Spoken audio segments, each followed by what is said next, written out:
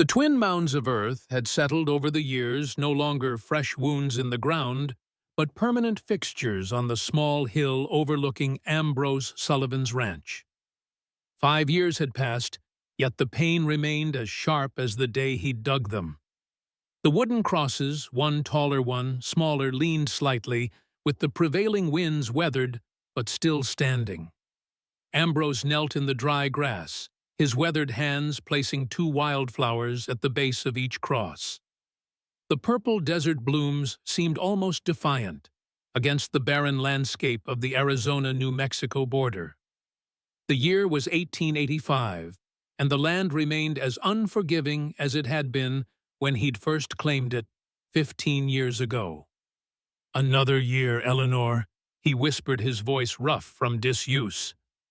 Few words were spoken on the ranch these days, with only the occasional exchange when he ventured into town for supplies. Sarah would be 13 now. I wonder if she'd still be collecting those painted stones.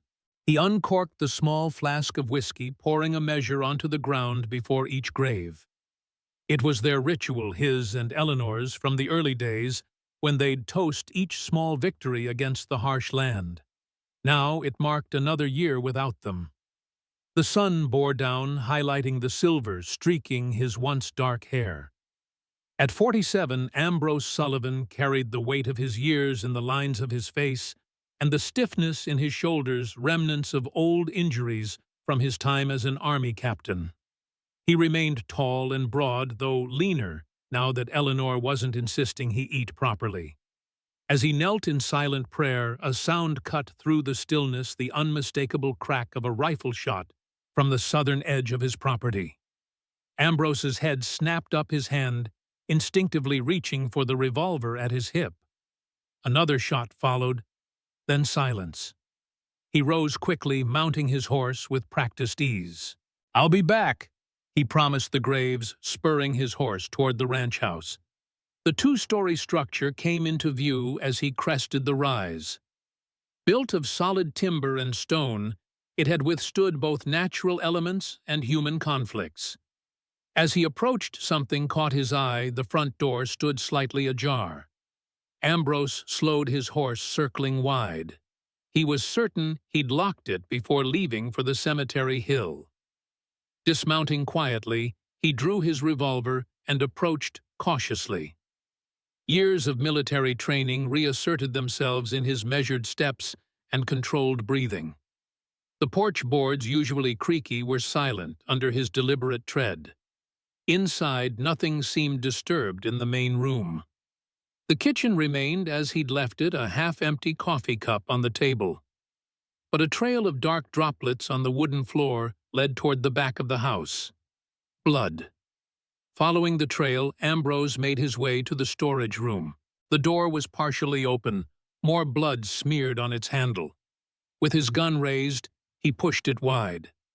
3 women lay huddled in the corner, their native garments torn and bloodied. Apache women. The oldest looked to be in her late 40s, her face lined with pain, but her eyes alert, watching him with wary intelligence. Beside her, a younger woman in her 20s clutched a broken knife, her knuckles white, despite her semi-conscious state. The third, barely more than a girl, lay curled protectively around her swollen belly, her breathing shallow. They hadn't been dragged here. They'd sought refuge. The blood trail led directly to his storage room from the back door, which he rarely used or locked. Ambrose lowered his gun slowly, his mind racing. He had fought against Apache warriors during his military service, had seen the aftermath of raids on both sides. The memory of burning villages still haunted his dreams, mixing with the flames that had taken his family. The oldest woman met his gaze steadily, neither pleading nor defiant. Something about her calm dignity made his decision for him. "I won't hurt you," he said, holstering his weapon. He knew they might not understand English, but his tone carried his intent. He approached slowly, kneeling to examine their wounds. The youngest was in the worst condition, her face bruised and swollen, her arms bearing the marks of a severe beating. The middle woman had welts across her back that could only come from a whipping. The oldest seemed less physically injured but exhausted beyond measure. As he moved to check the oldest woman's pulse at her wrist, he noticed a small tattoo, a crescent moon symbol inked into her skin. Something about it tugged at his memory, but he couldn't place it. "Water," he said, miming drinking. "I'll be right back." In the kitchen, Ambrose filled a pitcher and grabbed clean cloths. His mind raced through the implications. Harboring Apache women could bring trouble from both sides, the army and the tribal warriors. But he couldn't turn them away, not in their condition. Not with the youngest carrying a child. When he returned, the middle woman had awakened fully, her dark eyes fierce despite her weakness. She made a sudden lunge for a shard of broken mirror on the floor, but lacked the strength to reach it. Ambrose set down the water and cloths, making no move to stop her. "If you want to kill me," he said evenly, "at least eat something first. You'll need your strength." The unexpected response gave her pause. Her hand remained outstretched toward the glass shard, but her eyes studied him with new curiosity. The oldest woman spoke, then her voice low but firm in Apache. Whatever she said made the younger woman hesitate, then reluctantly pull back her hand. Ambrose soaked a cloth and gently cleaned the youngest girl's face. Her fever was concerning. In her delirium, she flinched away from his touch, whimpering softly. "She needs medicine," he murmured more to himself than to them. To his surprise, the oldest woman responded in halting English. "We have plants in pouch." She gestured weakly to a small leather bag that had fallen nearby. Ambrose retrieved it, finding dried herbs and roots inside. He recognized some from Eleanor's garden. She had studied native remedies, finding them often more effective than the doctor's treatments. Working together, he and the oldest woman crushed the herbs into a paste, which she applied to the girl's wounds while he prepared a tea from another mixture. The cooperation created a fragile bridge between them, wordless but purposeful. As night fell, Ambrose moved the women to the spare bedroom, formerly Sarah's room. It had remained untouched since the fire, though the adjacent parts of the house had been rebuilt. He'd never had the heart to clear out the small collection of books and the toy horse he'd carved for her 8th birthday, the last she would have. The youngest slept fitfully, the middle woman refusing to close her eyes, despite her exhaustion watching Ambrose's every move. The oldest accepted his help with quiet dignity. "My name is Ambrose Sullivan," he said as he helped her to the bed. After a moment's consideration, she replied, "I am Talise." She offered no names for her companions, and he didn't press. Names were power, and trust was scarce in this borderland. That night, Ambrose dreamed of fire. He always did on the anniversary. The crackling timbers, Eleanor's screams, Sarah's small form silhouetted against the flames as he rode back too late from his patrol duty. He woke with a strangled cry, sheets twisted around him, the taste of ash in his mouth. Unable to return to sleep, he took his flask and went to sit on the porch. The night was clear, stars scattered across the vast darkness like spilled salt. He took a long drink, welcoming the burn, when a soft movement caught his attention.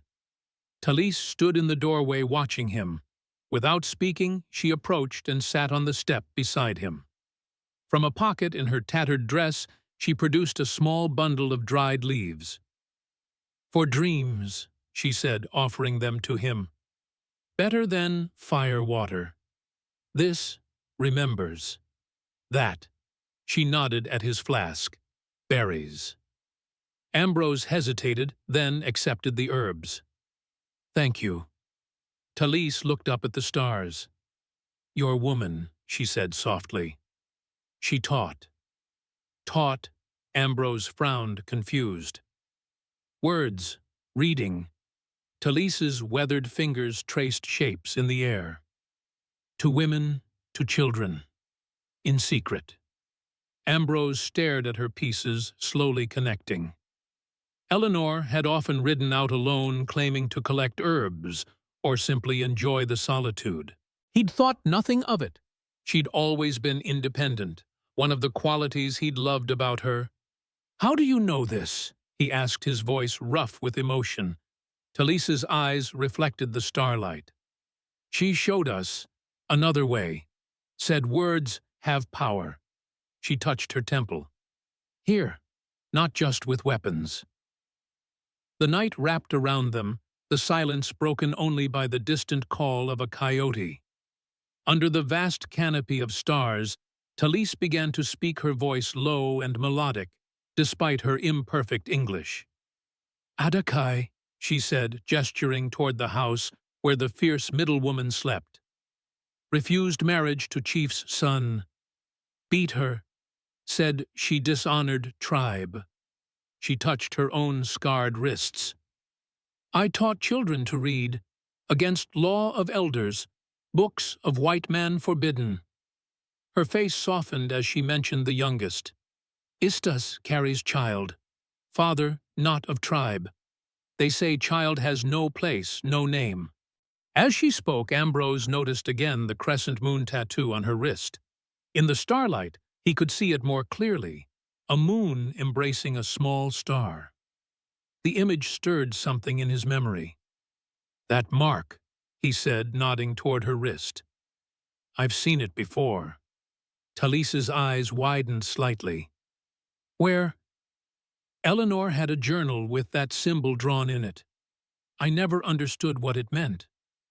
For the first time, Talisa's composed expression gave way to surprise. "You have this book still?" "Yes. I keep her things in a trunk." Talise leaned forward, urgency in her voice. "This book, important, shows connection." "Connection to what?" "To us. To women who learn. Eleanor called us sisters of the crescent moon." She touched the tattoo reverently, symbol of change, of growing. Ambrose felt as though the ground had shifted beneath him.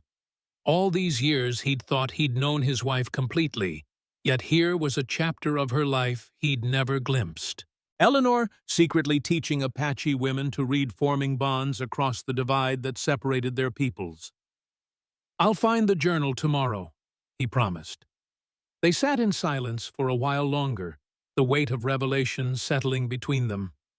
Finally, Ambrose asked the question that had been nagging at him since he found them.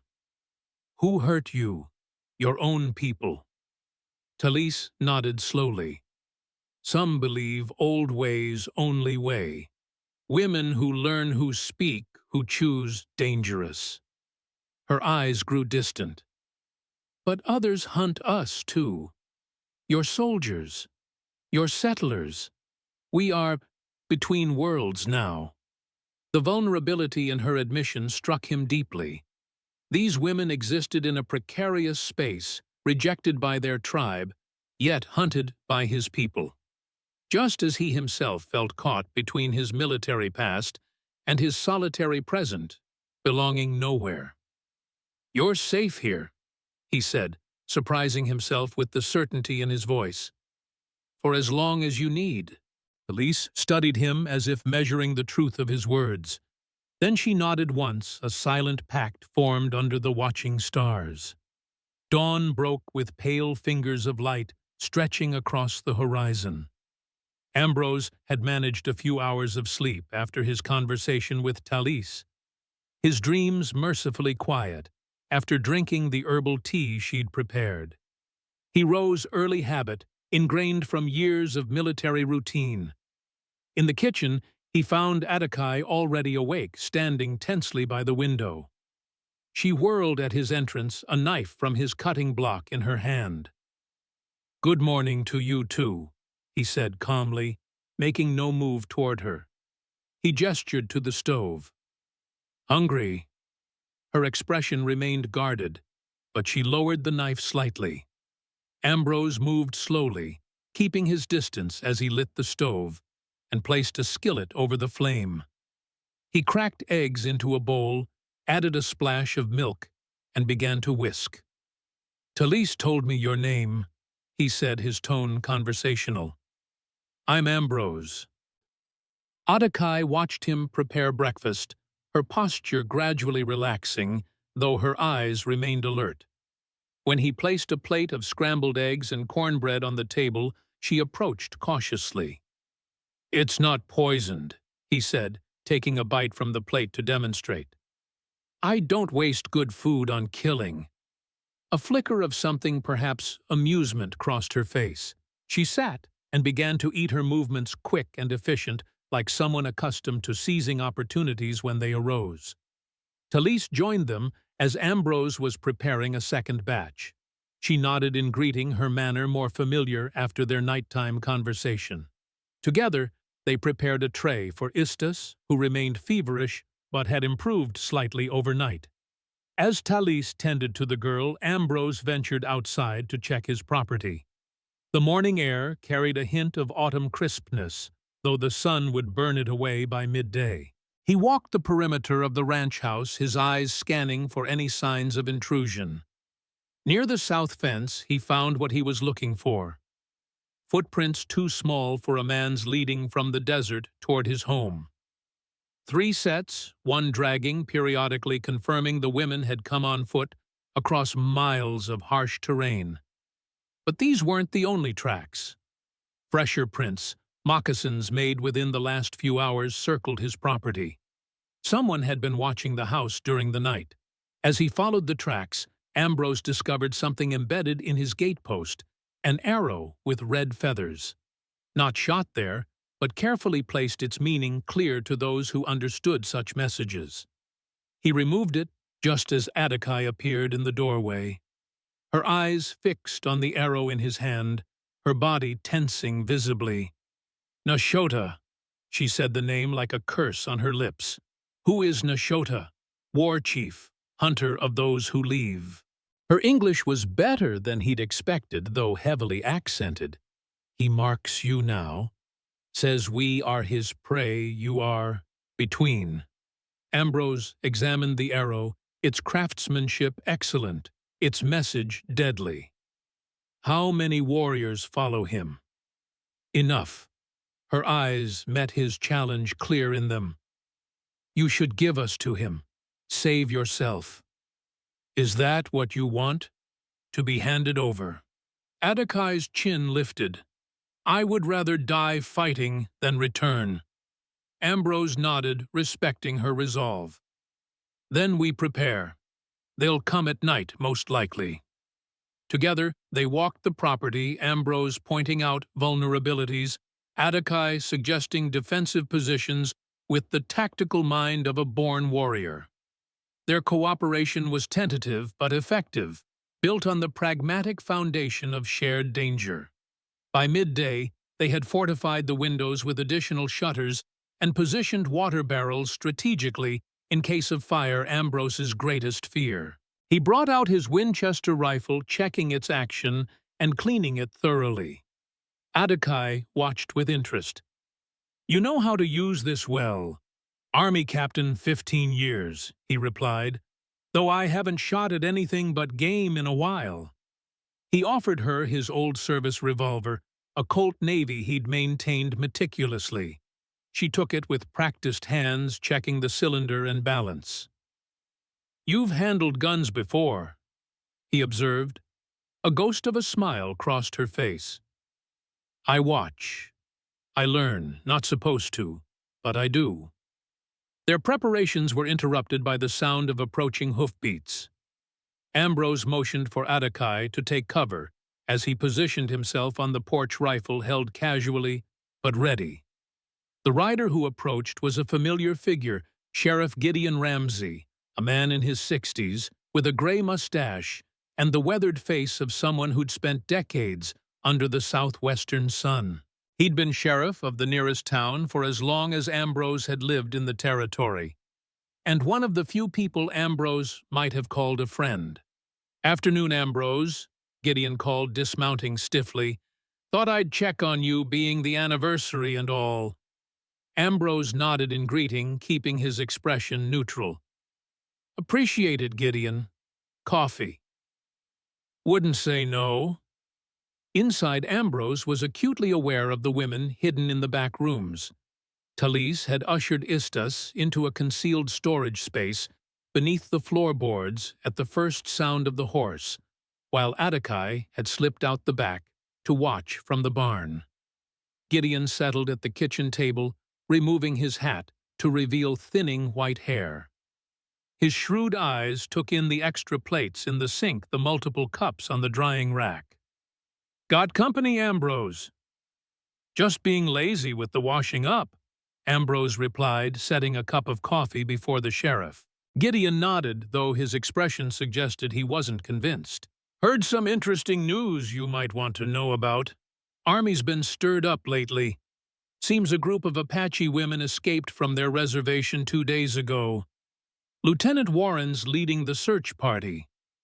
Ambrose kept his face impassive, though the name sent a chill through him. Maxwell Warren had served under him years ago, an ambitious, ruthless young officer with a particular hatred for the native tribes. "Any idea why they left?" he asked, keeping his tone casual. Gideon shrugged. "Usual reasons, I expect. Some dispute with their own people, maybe. Or just tired of reservation life." He sipped his coffee, watching Ambrose over the rim. "Thing is, tracks were spotted heading this direction." "Lot of directions they could go from here," Ambrose commented. "Most likely headed for the mountains." "Most likely," Gideon agreed. "But Warren's determined. Says these women are dangerous, stirring up trouble, spreading dangerous ideas." He leaned forward. "Between you and me, I think he just likes the hunt." The sheriff's eyes drifted to the window, then back to Ambrose. "You know how it is with the Army these days. They're looking to make examples. Anyone harboring runaways would face serious charges." The warning was clear, though Ambrose couldn't tell if it was friendly or threatening. He and Gideon had a complicated history. They'd fought alongside each other in skirmishes against raiding parties, shared drinks and stories over the years. But Gideon had also been one of the men who'd held Ambrose back from rushing into the burning house 5 years ago. "I appreciate the heads up," Ambrose said carefully. Gideon finished his coffee and stood. "Just looking out for an old friend. These are complicated times, Ambrose. Man's got to be careful about choosing sides." At the door, the sheriff paused. "By the way, there's talk of Apache warriors off the reservation, too. Hunting party, they say." His eyes met Ambrose's. "You might want to keep that rifle handy." After Gideon rode away, Ambrose remained on the porch, watching until the dust settled. The sheriff's visit had left him uneasy. It wasn't clear whether Gideon suspected anything or was simply passing along information. Either way, the noose was tightening. Apache emerged from the barn, moving silently to join him. "He knows," she stated flatly. Maybe, Ambrose agreed. "Or he's guessing. What will you do?" Ambrose considered the question. The logical choice, the safe choice, would be to send the women away. But the image of Istas's feverish face, of Talisa's quiet dignity, of Apache's fierce determination, made that impossible. "We prepare," he said simply, "and we watch for both sides." As the sun began its descent toward the western horizon, painting the sky in shades of orange and pink, Talise helped Istas out to the porch for fresh air. The girl was still weak, but no longer delirious, her dark eyes taking in her surroundings with wary curiosity. Ambrose brought them water, keeping his movements slow and non-threatening. Istas flinched when he approached, curling protectively around her swollen belly. "It's all right," Talise assured her in Apache, then switched to English for Ambrose's benefit. "She has not known kindness from men." Istas's gaze dropped to Ambrose's hands, calloused but gentle, as they offered the cup. After a moment's hesitation, she accepted it, with a barely perceptible nod of thanks. As twilight deepened into night, Ambrose lit a single lamp in the main room, keeping the rest of the house dark to better see anyone approaching. The four of them gathered around the table, sharing a simple meal of beans, cornbread, and dried venison. "We should leave," Ista spoke suddenly, her voice soft but clear, surprising them all. "We bring danger to your house." Her English was careful, deliberate, as if each word was chosen with great consideration. "The desert at night is more dangerous," Ambrose replied, "especially in your condition." Istas's hand moved to her belly. "My child is why they hunt us. No father of our tribe. They say the blood is wrong." The simple statement carried the weight of generations of tradition of bloodlines carefully maintained.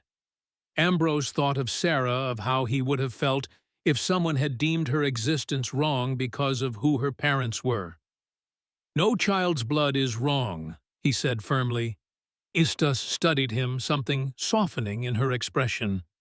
For the first time, Ambrose noticed how young she truly was, perhaps no more than 18, forced to bear burdens beyond her years. As night deepened, they took turns keeping watch. Ambrose insisted on taking the first shift, positioning himself by the front window, where he could see the approach to the house. Apache reluctantly agreed to rest, though she kept the revolver close at hand. The hours passed slowly, marked only by the movement of stars across the sky. Sometime after midnight, Ambrose heard a soft sound behind him and turned to find Talise approaching with a cup of steaming liquid. "For wakefulness," she explained, offering the herbal tea. He accepted gratefully. "You should be resting. Old bones need less sleep," she replied with a faint smile. She settled beside him at the window, her presence companionable in the darkness. After a comfortable silence, she spoke again. "Your woman Eleanor, she was brave, came alone to our camp many times, brought books, taught letters." "I never knew," Ambrose admitted. "She said she was collecting herbs."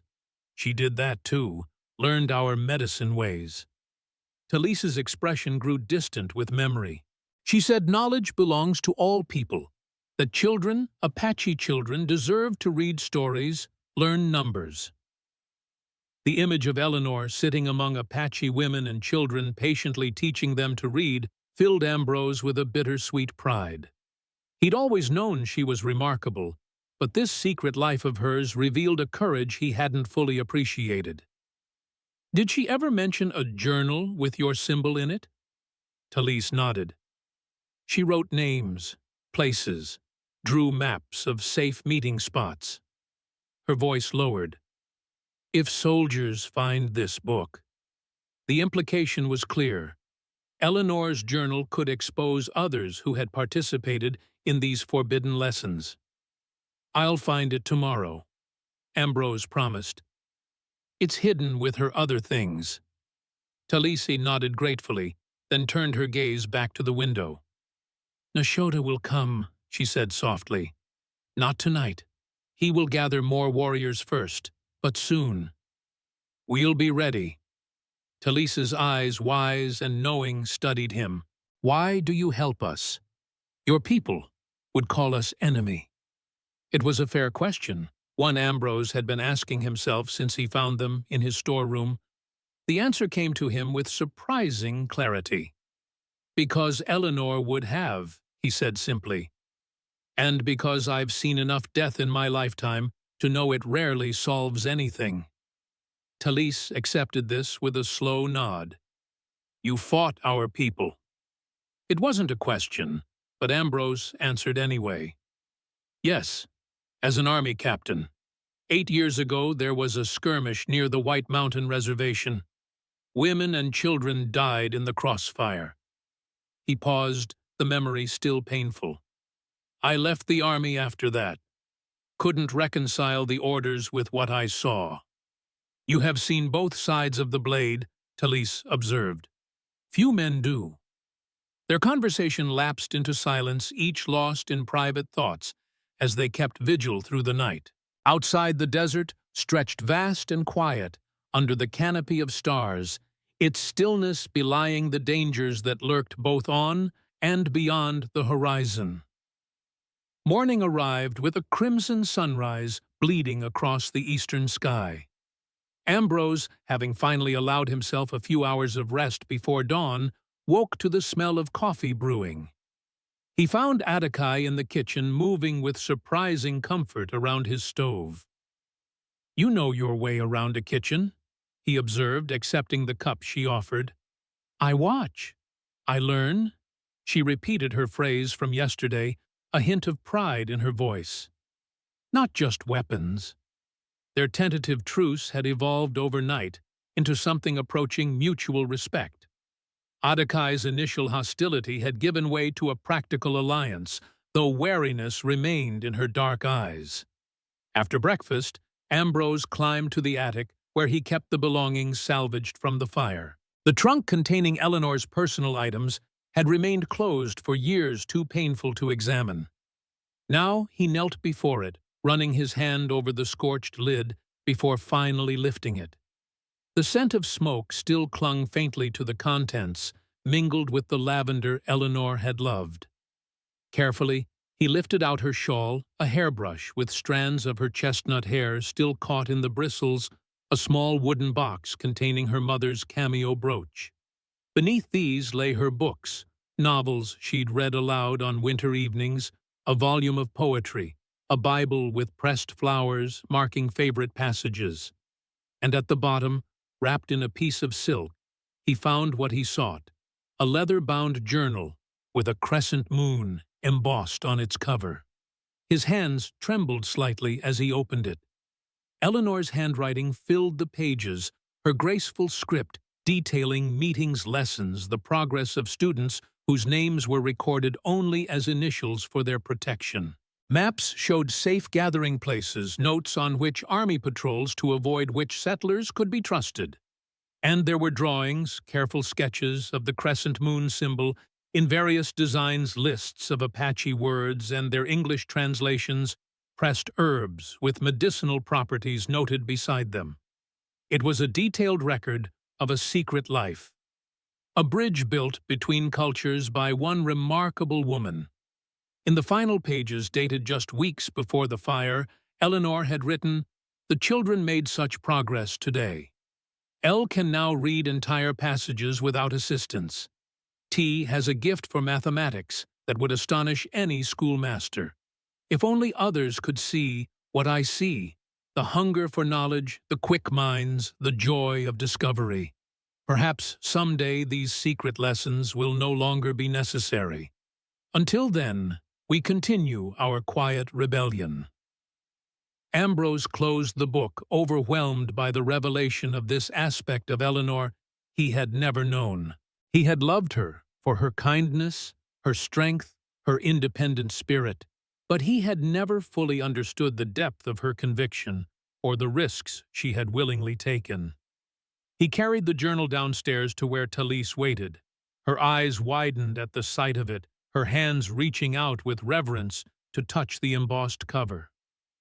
"She kept her promise," Talise murmured, "to write everything, to remember us."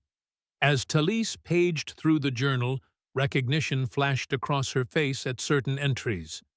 "Here, this is me," she said, pointing to an initial T.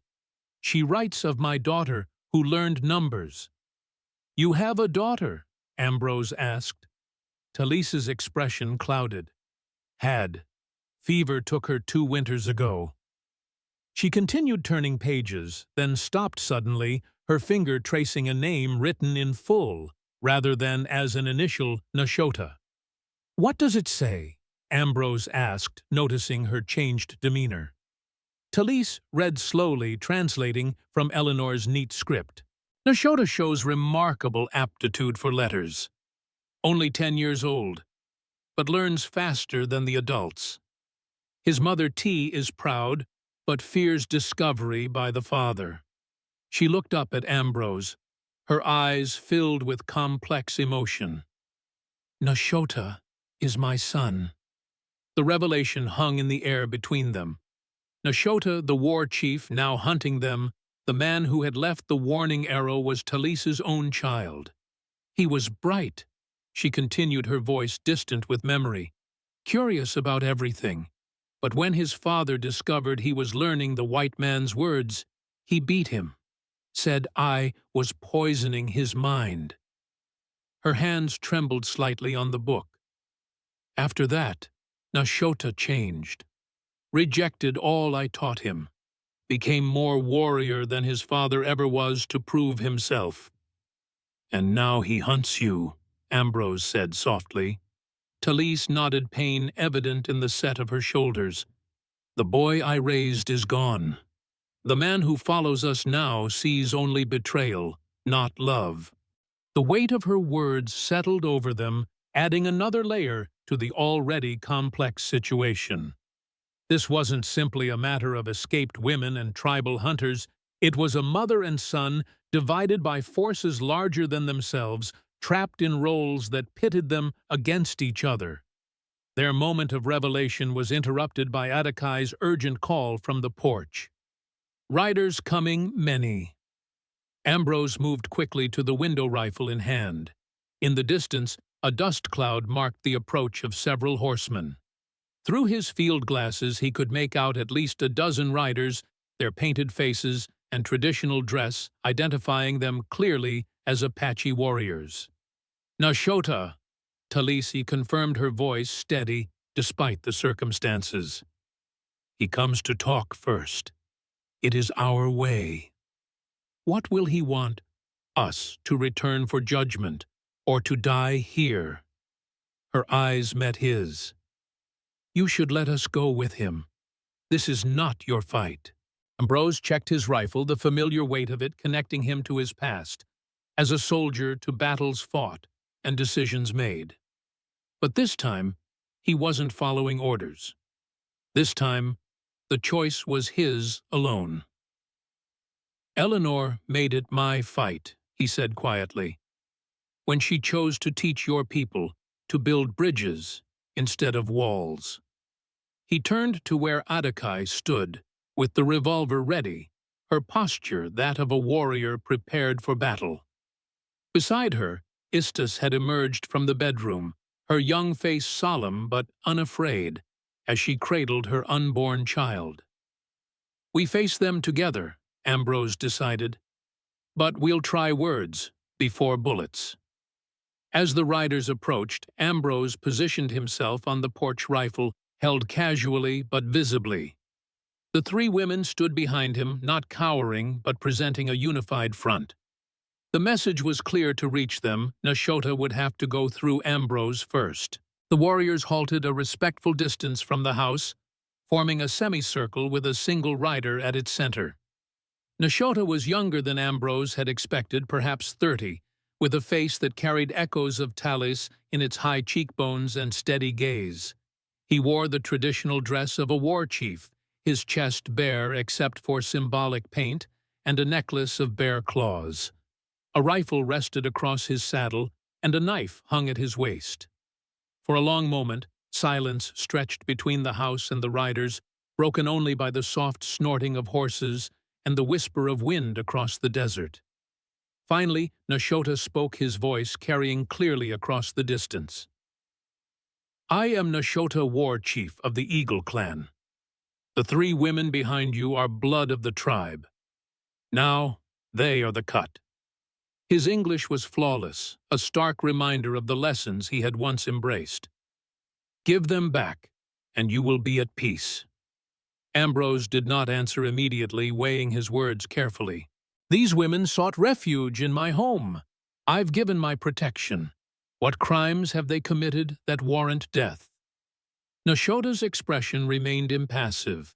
Not your laws, ours.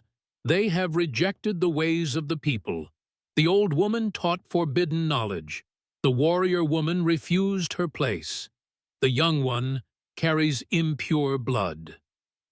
And for this they must die, Ambrose challenged. For this they must be judged, Nashota corrected, by the elders, as is our way. Talise stepped forward, then her voice clear in the morning air. We have been judged already, my son, by men who fear women with minds of their own. Nashota's composure faltered briefly at being addressed as son before the other warriors. You are no longer my mother, he said coldly. You chose the white man's ways over your people. I chose knowledge, Talis replied, as you once did when you learned your letters at Eleanor's side. A murmur ran through the warriors at this revelation. Nashota's jaw tightened, his hand moving to his rifle. Enough, he snapped. I offer you one chance. Return with us now, or when the moon is full, we will come for you with fire. Adakai moved to stand beside Talis, her voice ringing with defiance. If you want to take my life, try. I will not die kneeling. Ista stepped forward, last, her hands cradling her belly, her voice soft but clear. This child has done no wrong, yet you would punish it for its blood. Nashota's gaze swept over the three women, then settled on Ambrose. You do not understand the ways of our people, white man. I understand right from wrong, Ambrose replied steadily. And I won't stand by while women are punished for seeking freedom. The standoff stretched, tension crackling in the air like heat lightning. Finally, Nashota inclined his head, his eyes cold as winter stone. 4 days, when the moon is full. If they are still here, we return with more than words. With that, he wheeled his horse, the warriors following in formation. As they rode away, leaving a trail of dust across the blue sky, Ambrose turned back to the women. 4 days, he repeated. So we have time to prepare. Adakai nodded grimly, checking the revolver's cylinder. I will not die easily. Talis stood watching the retreating figures, her eyes fixed on Nashota's straight back. Nor will they, she said softly. My son leads the best warriors of the clan. Istas alone seemed uncertain, her young face troubled. There is still time to leave, she suggested. To find another place. Ambrose shook his head. Where would you go? The army is searching too. At least here, we have walls, weapons, and warning. As they returned inside, the reality of their situation settled over them. 4 days to prepare for a battle they were unlikely to win. 4 days to find another solution, if one existed. That afternoon, Ambrose took stock of their supplies. Ammunition was plentiful. He'd always kept a good store since the nearest town was a half-day's ride. Food would last a siege of several weeks, and the well in the yard provided fresh water. He'd designed the house with defense in mind, with thick walls and strategic windows that could serve as firing positions, but 4 people against Nashota's warriors. The odds were grim. As he cleaned his weapons on the kitchen table, Istas approached hesitantly. She had remained the most distant of the 3 women, speaking little and watching much. Now she stood before him, her hands twisted in her simple dress. The small room upstairs, she began. The one with the little horse. Sarah's room. Ambrose supplied a pang of grief accompanying the words. Your daughter. At his nod, Istas continued softly. The books, there they are, for children. Yes, Eleanor read to her every night. Istas's eyes held a mixture of hope and uncertainty. Could I see them? The request surprised him. Of course. He led her upstairs to Sarah's room, which remained largely as it had been protected from the fire by its position at the far end of the house. The small bookshelf held volumes of fairy tales, adventure stories, and simple primers Eleanor had used to teach their daughter. Istas approached the shelf with reverence, her fingers hovering over the spines without touching them. I learned some letters, she confessed, from Talis, before they stopped her teaching. Her eyes found the wooden horse on the bedside table, carved with care and polished smooth by small hands. Your daughter, she liked horses. She loved them, Ambrose replied, the memory bittersweet. Wanted to raise them when she grew up. Istas nodded understanding in her eyes. My child will be born soon. I hope it will have books and toys. Her hand moved to her belly. I hope it will be free. The simple wish spoken in the quiet of his dead daughter's room struck Ambrose deeply. Here was a young woman, barely more than a girl herself, wanting for her child the same things he and Eleanor had wanted for Sarah: safety, opportunity, joy. If I can help make that happen, I will, he promised. Istas studied him as if measuring the truth of his words. Then she reached out tentatively and touched his arm, the first voluntary contact she had initiated. Thank you, she whispered. That evening, as storm clouds gathered on the horizon promising rare autumn rain, the four sat around the kitchen table planning their defense. Apache had proven herself knowledgeable about tactics, suggesting positions and approaches that revealed her observation of many battles. Nashota will come from 3 sides, she explained, using salt and pepper shakers to demonstrate. Warriors here, here, and here. Never all at once. They will test first, then commit. Ambrose nodded, impressed by her analysis. We'll need to conserve ammunition. Make every shot count. I can shoot, Apache asserted, and Talise knows plants that burn the eyes blind temporarily. Talise confirmed this with a nod. We have some defenses they will not expect. As they strategized, the first drops of rain began to patter against the roof, quickly intensifying into a downpour. The sudden storm transformed the landscape, turning dust to mud and filling the air with the sweet scent of wet earth. Apache tensed at a particularly loud crack of thunder, her hand instinctively reaching for the revolver. Ambrose noticed her discomfort, but said nothing, allowing her the dignity of managing her own fear. When I was a child, he said casually, ostensibly to no one in particular, my father taught me to count between the lightning and thunder. Each second is how many miles away the storm is. He demonstrated counting steadily after a flash until the thunder rumbled. 1, 2, 3, 4, that's 4 miles away. Apache watched him, then tried it herself after the next lightning strike. 1, 2, 3, the thunder came.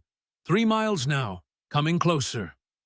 That's right, Ambrose smiled slightly. Eleanor was terrified of storms when we first married. Counting helped her feel more in control.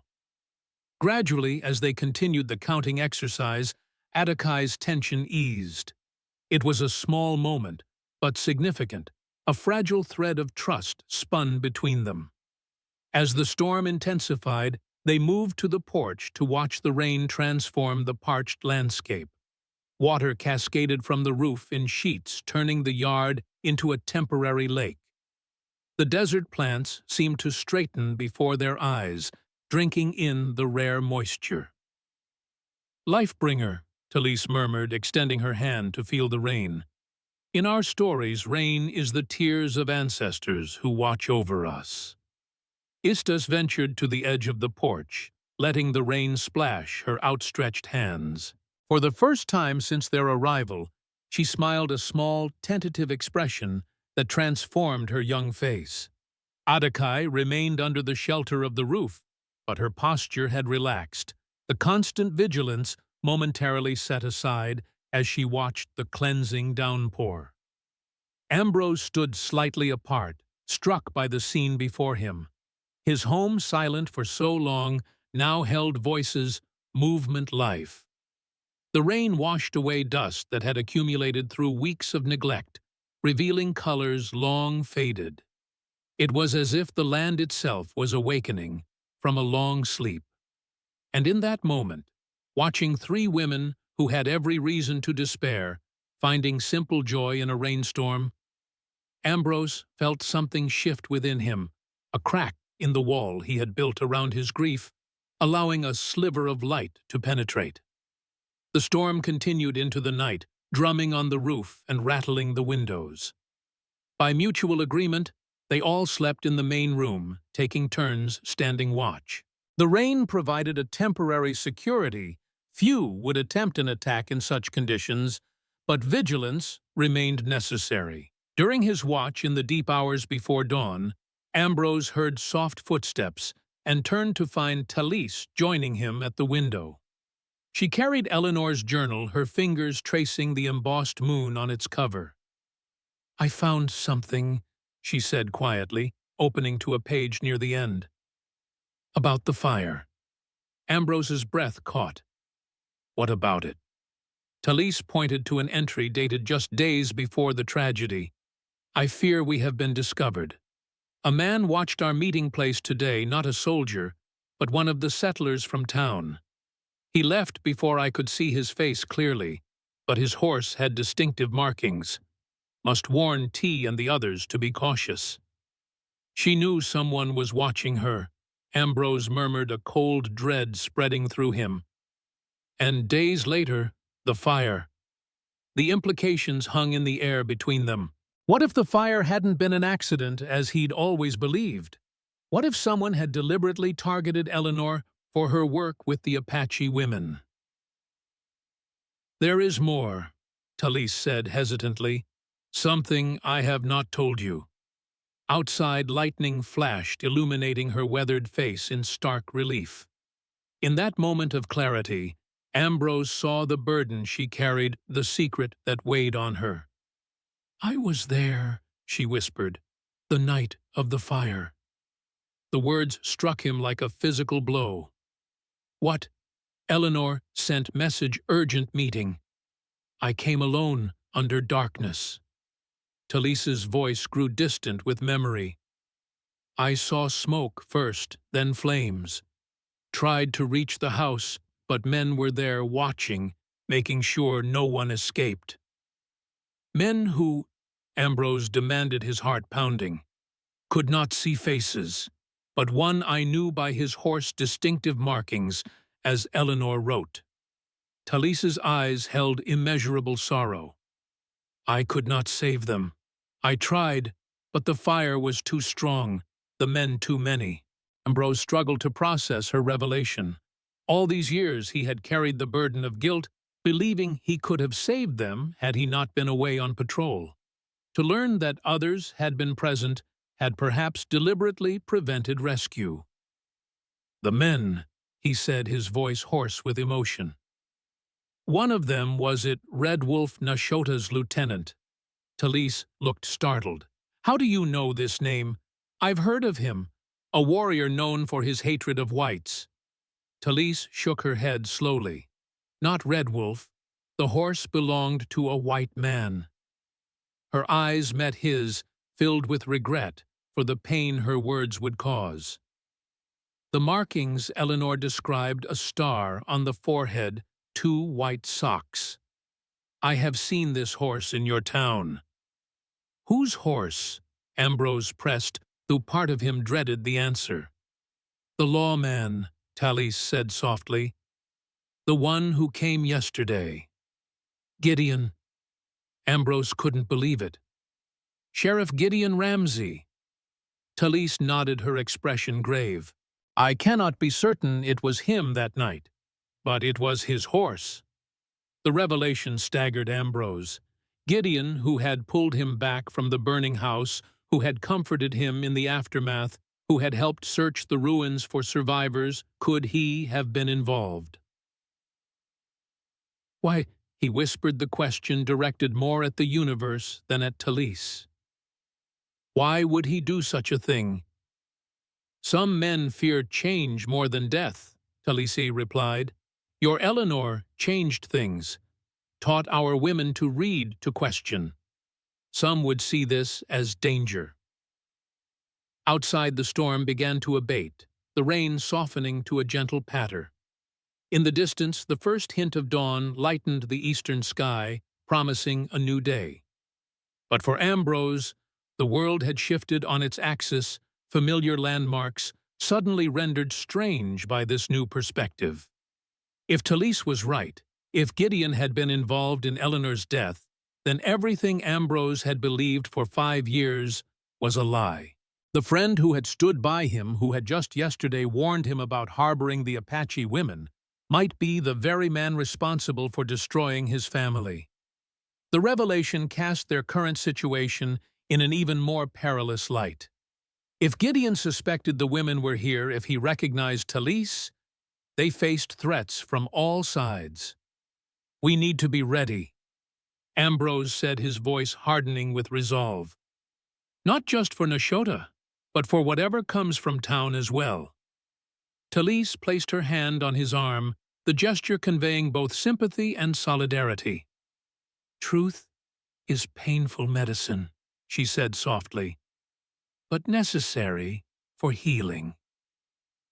As the first light of dawn filtered through the rain-washed windows, Ambrose stood at a crossroads. Behind him lay 5 years of grief and isolation. Ahead, a dangerous path of revelation and possible revenge.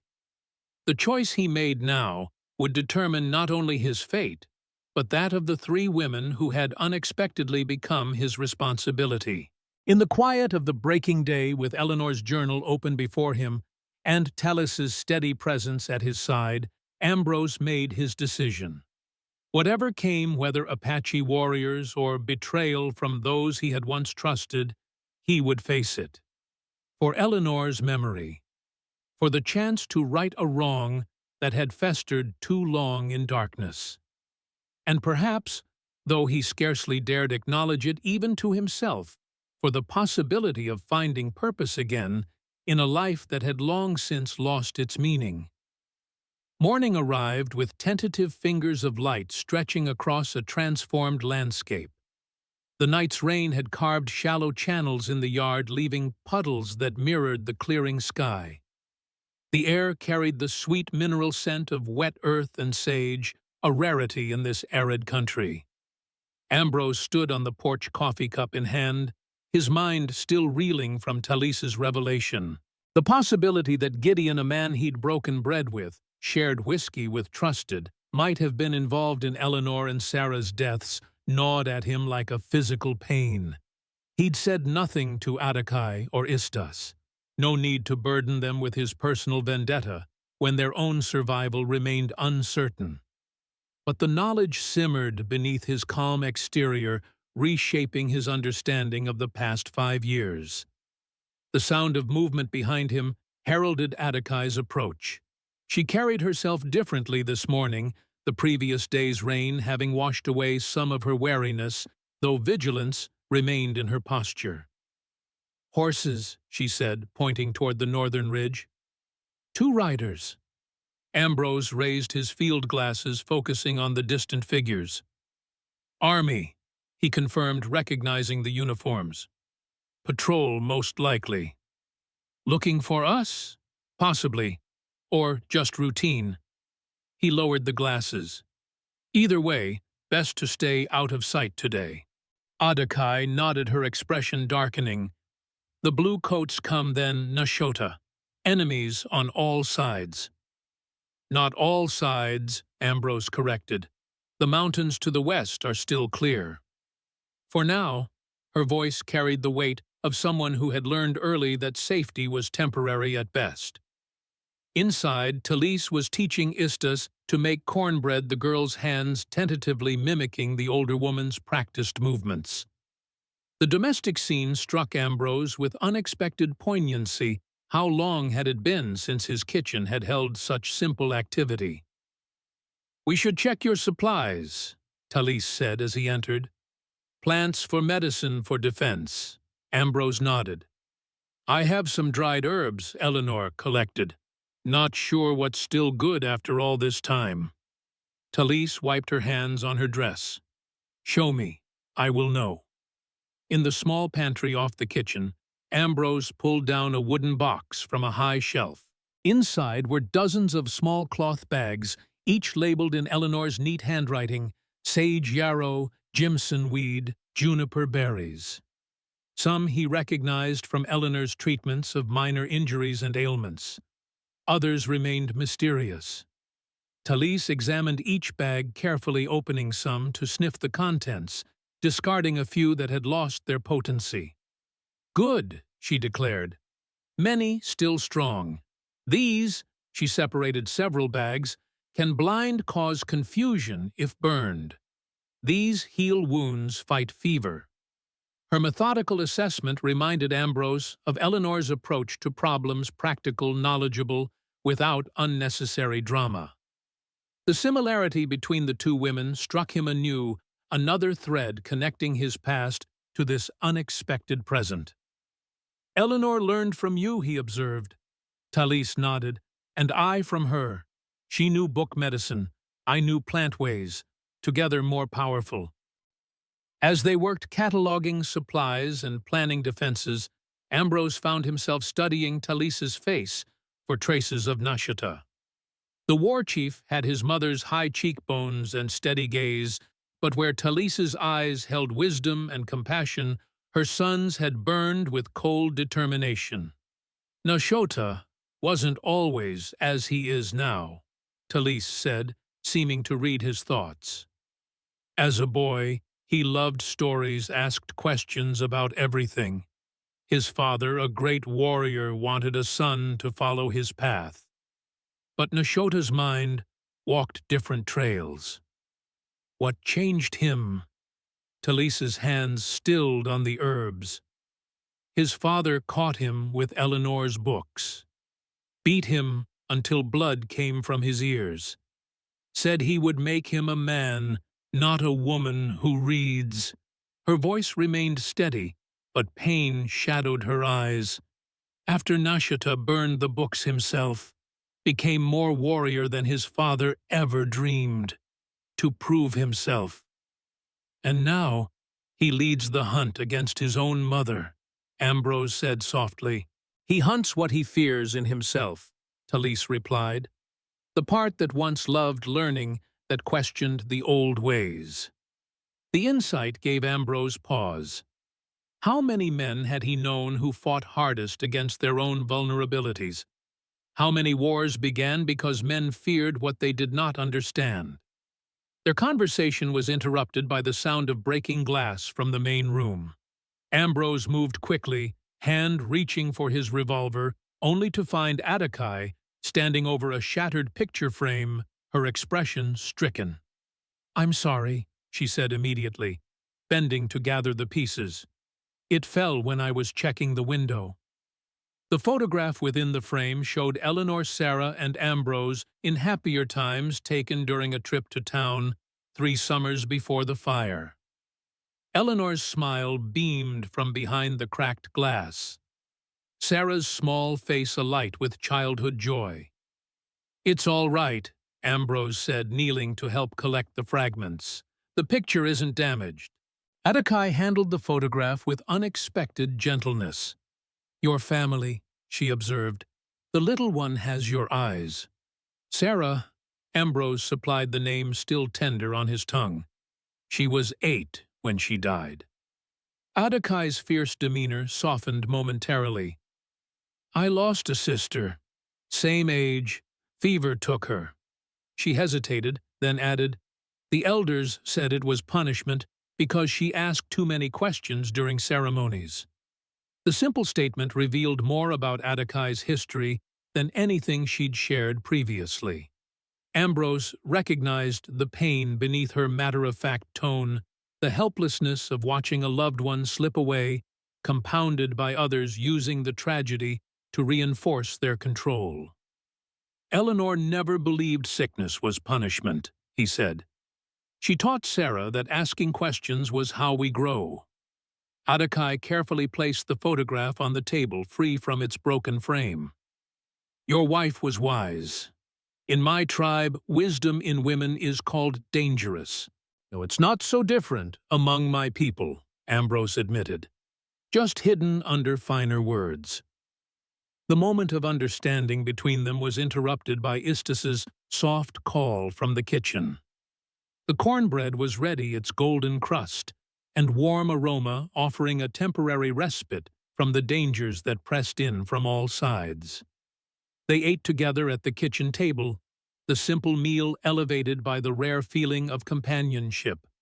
Ambrose realized it was the first time in years he had shared his table with others, the first time the silence of his home had been filled with the quiet sounds of communal eating. After the meal, as Talise and Istus washed dishes, Ambrose took Apache to the barn to continue her firearms training. Her natural aptitude impressed him. She handled the revolver with growing confidence, her aim improving with each practice session. "You're a quick learner," he observed as she reloaded the cylinder. "I watched the blue coats at the fort," she explained, "when they thought no one saw. Learned how they clean guns, how they shoot." A hint of pride colored her voice. "I can learn anything if I watch long enough." "Why didn't you leave the reservation sooner?" Ambrose asked. "Someone with your skills could have made a life elsewhere." Apache's expression darkened. "My mother needed me. She was sick for many seasons. When she died last winter, there was nothing to stay for." She sighted down the barrel at an improvised target. "And Nashota wanted me for wife." The casual revelation startled Ambrose. "Nashota Talise's son," Apache nodded, firing a shot that struck just left of center. "His father arranged it. Said a strong woman would give strong sons." Her lip curled slightly. "I refused. Said I would rather die than be owned." "And that's why they're hunting you," Ambrose concluded. "One reason." She lowered the gun, meeting his gaze directly. "I also helped Istus escape, and I broke Nashota's arm when he tried to force me." The admission hung in the air between them, another piece of the complex puzzle falling into place. Not only had Apache rejected tribal tradition, but she had humiliated the war chief in the process, a double transgression that explained the intensity of the pursuit. "You're a brave woman, Apache," Ambrose said quietly. She shrugged, though a fleeting smile crossed her face at the compliment. "Not brave, just tired of living in fear." As the day progressed, Ambrose continued fortifying the house and barn. He positioned extra water barrels on the roof as a precaution against fire arrows, reinforced shutters with metal plating, and established clear fields of fire from strategic windows. Talise worked with Istus in the kitchen, creating mixtures from Eleanor's herbs poultices for wounds, teas for strength, and smoke bundles that would blind or disorient attackers if thrown into a fire. The two women worked in companionable silence, Talise's experienced hands guiding Istus's tentative ones. By mid-afternoon, dark clouds began gathering again on the horizon, promising another evening storm. Ambrose welcomed the prospect bad weather would make an attack less likely, buying them precious time to prepare. As he checked the perimeter fence movement on the distant road caught his attention. A single rider approached at a leisurely pace, the distinctive shape of a lawman's hat visible even at a distance. "Gideon," Ambrose muttered, his hand instinctively moving to his revolver. He hurried back to the house to warn the others. "Sheriff's coming. Everyone inside out of sight." Talise caught his arm as the women moved to the hidden room. "Be careful," she warned. "If it was his horse that night," Ambrose nodded grimly. "I'll get answers one way or another." He positioned himself on the porch rifle within reach, but not in hand, a delicate balance between readiness and provocation. As Gideon rode into the yard, Ambrose's mind raced with questions. How to confront a man about murder without revealing his hand too soon? How to read truth in the face of someone who might have been lying to him for years? "Afternoon, Ambrose," Gideon called, dismounting stiffly. His weathered face broke into a familiar smile, though it didn't reach his eyes. "Quite a storm last night, wasn't it?" Thought I'd check you hadn't washed away. Still here? Ambrose replied, keeping his voice neutral. Coffee. Wouldn't say no. In the kitchen, Ambrose moved deliberately, his back never fully turned to Gideon as he prepared the coffee. The sheriff settled at the table, removing his hat to reveal thinning white hair plastered with sweat from the ride. "Expecting trouble?" Gideon asked casually, nodding toward the reinforced shutters and strategically placed water barrels visible through the window. "Just being cautious.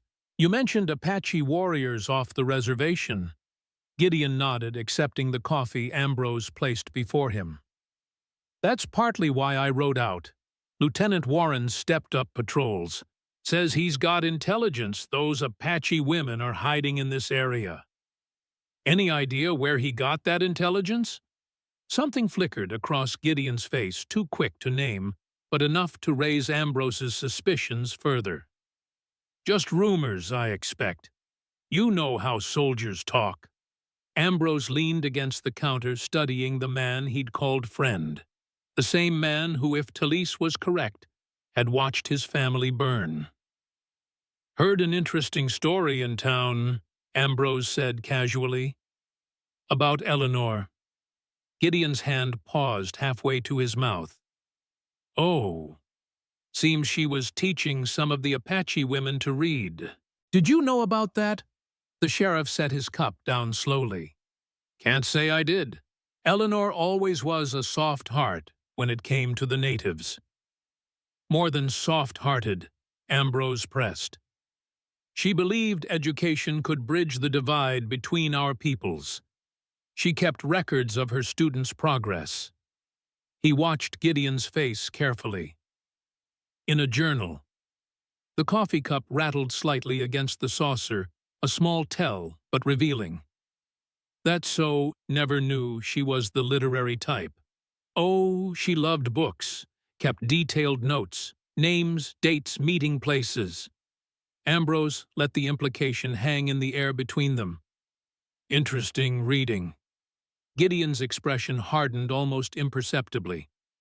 "Sounds like dangerous information in the wrong hands, especially these days with tensions high." "Yes," Ambrose agreed softly. "Very dangerous." Their eyes met across the table, the pretense of casual conversation falling away. In Gideon's gaze, Ambrose saw calculation, the weighing of options. In that moment, he knew with cold certainty that Talise had been right. "You know," Gideon said finally, "I've been meaning to ask if you've noticed anything unusual around your property lately. Tracks, missing supplies." "Nothing worth mentioning," Ambrose replied evenly. Gideon nodded, draining his cup and standing. "Well, I should get back. Storm's brewing, and these old bones don't care for getting soaked." At the door, he paused. "Word of advice, Ambrose. Whatever you think you know about Eleanor's activities, best keep it to yourself. Some stories are better left untold." The thinly veiled threat confirmed Ambrose's suspicions more clearly than any confession. As Gideon mounted his horse, Ambrose noticed for the first time the distinctive markings Talise had described: a star on the forehead, 2 white socks. The final piece of evidence clicking into place. "One more thing, Gideon," Ambrose called as the sheriff prepared to ride away. "I've been thinking about that night. The fire." Gideon stiffened slightly in the saddle. "What about it?" "You were first on the scene, before I got back from patrol." "Just happened to be riding by," Gideon said, his tone careful. "Saw the smoke." "That's right." Ambrose nodded. "And you held me back when I tried to go in after them." "House was already gone, Ambrose. Would have lost you, too." "That's what I've been telling myself for 5 years." Ambrose stepped closer, his voice dropping.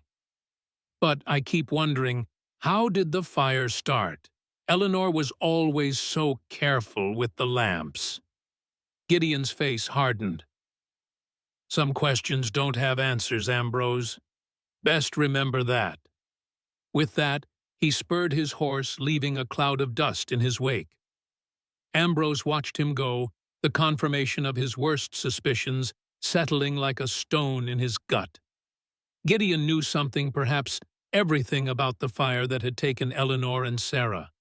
And now, he suspected Ambrose knew too. As the sheriff disappeared over the ridge, Talise emerged from the house, her expression solemn. "You confronted him?" "Not directly," Ambrose replied, "but enough to let him know I'm asking questions." "Dangerous," she observed. "Now he will be more careful, or more desperate." I needed to see his reaction, to be sure. Ambrose's hand tightened on his belt. "It was him, Talise.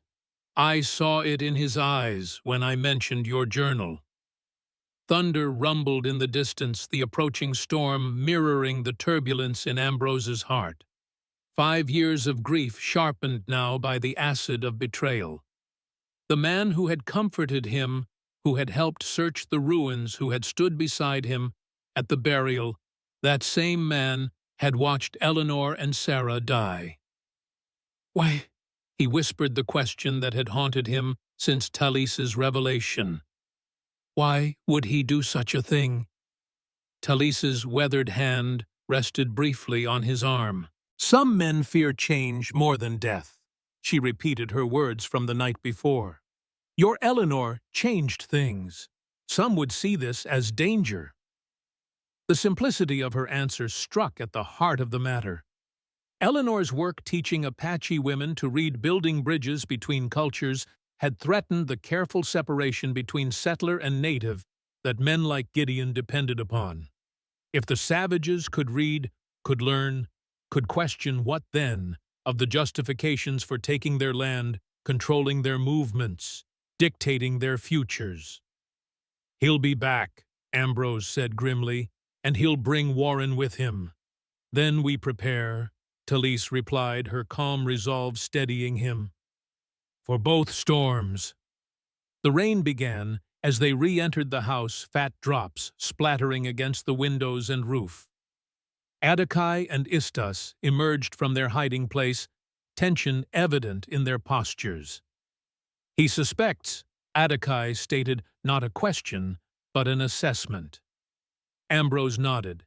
"He knows I'm hiding something, and now he knows I'm asking questions about the fire." "We should leave," Istas suggested, her hand protective over her belly. "We bring danger to your home." "The danger was already here," Ambrose replied. "Has been for 5 years, though I didn't know it." He met each of their gazes in turn. "We're stronger together than apart. If we run now, they'll hunt us down separately." Adekai straightened, the warrior in her responding to his resolve. "Then we fight. Together." Outside, the storm intensified, rain lashing against the windows and thunder rolling across the valley. The wild weather matched the turmoil in Ambrose's mind as he grappled with the revelation of Gideon's betrayal. 5 years of grief had crystallized into a sharp-edged purpose: discover the full truth and make those responsible answer for it. But first, they needed to survive the immediate threats: Nashota's warriors, Warren's soldiers, and whatever scheme Gideon might be hatching. 3 days remained before the full moon, 3 days to prepare for a battle they might not win. As evening fell, bringing an early darkness beneath the storm clouds, the four gathered in the main room. Ambrose had lit a fire in the hearth, its warm glow creating a circle of light that held the gathering shadows at bay. The atmosphere was somber but determined, each person absorbed in preparations for the coming conflict. Talise sorted herbs into small pouches, her fingers moving with practiced efficiency. Adekai cleaned the revolver Ambrose had given her, the metal gleaming in the firelight. Istas sat cross-legged on the floor, sewing small bags from scraps of cloth to hold Talise's herb mixtures. Ambrose found himself watching them, these three women who had appeared so unexpectedly in his life. A week ago he had been alone, his days marked by routine and solitude, his nights by dreams of fire and loss. Now his home hummed with activity, with purpose beyond mere survival. "Tell us about Eleanor," Istus said suddenly, looking up from her sewing. "What was she like?" The request caught Ambrose off guard. He had kept Eleanor and Sarah locked within his heart for so long, speaking of them only in the privacy of their graves. "She was remarkable," he began hesitantly. "Fearless in a quiet way. She came west with me after the war, when most women would have stayed in the safety of the East. Built this place alongside me, board by board." The memories flowed more easily than he had expected, like a stream long dammed suddenly finding a new channel. She loved learning, was always reading, taught herself about plants, medicines, respected knowledge wherever she found it. "She respected our ways," Talise added softly. "Did not try to change us, only to share what she knew." Ambrose nodded. She believed people were people, regardless of where they came from or what language they spoke. He smiled faintly. "Used to say the Creator didn't draw the borders on the map, men did that, and men could undraw them if they chose." "And your daughter?" Istus prompted, her eyes gentle. "Sarah." Her name in his mouth felt both painful and right, like exercising a limb too long held still. "She was sunshine, always laughing, asking questions. Had Eleanor's curiosity and my stubbornness." He swallowed hard. "She would have been 13 now, a young woman, not a child." The fire crackled in the hearth, filling the silence that followed. Outside, rain drummed steadily on the roof, punctuated by occasional thunder. The storm had settled in for the night, wrapping the house in a cocoon of sound and moisture. "My people believe," Talise said after a time, "that those who leave us remain close, watching over us. That stars are the eyes of ancestors, rain their tears of joy or sorrow." Ambrose had heard similar beliefs before, had even envied the comfort they seemed to provide. But his own faith had been shattered the night he had returned to find his world in ashes. "I want to believe they're at peace," he said. "But sometimes I wonder if they can be with justice denied them." Talise's wise eyes studied him. "Justice and vengeance walk different paths, though they begin at the same place. Sometimes those paths cross," Adakai interjected, her voice hard. "Sometimes justice requires a warrior's hand." The two women's perspectives represented the choice Ambrose himself faced: seek understanding or retribution. The path of wisdom or the path of the warrior. Both called to him with equal strength. "First we survive," he said, setting the philosophical question aside for more immediate concerns. "Then we decide what justice looks like." As the evening deepened, conversation gave way to practical preparations. Ambrose checked and rechecked his weapons, distributed ammunition, and reviewed defensive positions with Adakai. Talise and Istus continued their work with the herbs, creating mixtures for both healing and harm. When exhaustion finally claimed them, they settled into their now-established sleeping arrangements, Talise and Istus in Sarah's old room, Adakai near the front door, where she could keep watch, and Ambrose in his own bed. Though he slept little, his mind racing with plans and contingencies. The storm raged throughout the night, wind howling around the eaves and rain beating against the windows. By morning it had passed, leaving behind a transformed landscape. The yard had become a shallow lake, the corral a mud pit, and the road to town a ribbon of flowing water. "No one will travel in this," Adakai observed, surveying the flooded terrain from the porch. "Not until the water recedes." "Oh, a day, maybe two," Ambrose agreed. Buys us time to finish preparations. They worked through the morning, taking advantage of the temporary reprieve. Ambrose and Attakai constructed additional barricades, while Talis and Istas gathered fresh herbs from the garden plants, invigorated by the sudden deluge. By midday, the sun had emerged, steam rising from the saturated earth as the temperature climbed. The resulting humidity was unusual for the territory, creating a heavy, close atmosphere that pressed against the skin like a damp cloth. Ambrose was repairing a section of fence when he noticed Istas walking alone toward Eleanor's garden at the eastern edge of the property. The small plot had gone wild in the years since Eleanor's death, herbs and flowers growing in tangled profusion without her tending hand. Curiosity drew him to follow at a distance. He watched as Istas moved carefully among the plants, her fingers lightly touching leaves and blossoms, with a reverence that reminded him of Eleanor's own approach to the natural world. When she became aware of his presence, she startled slightly, but didn't flee. "These plants," she said, gesturing to the garden, "they grow without care, yet they survive."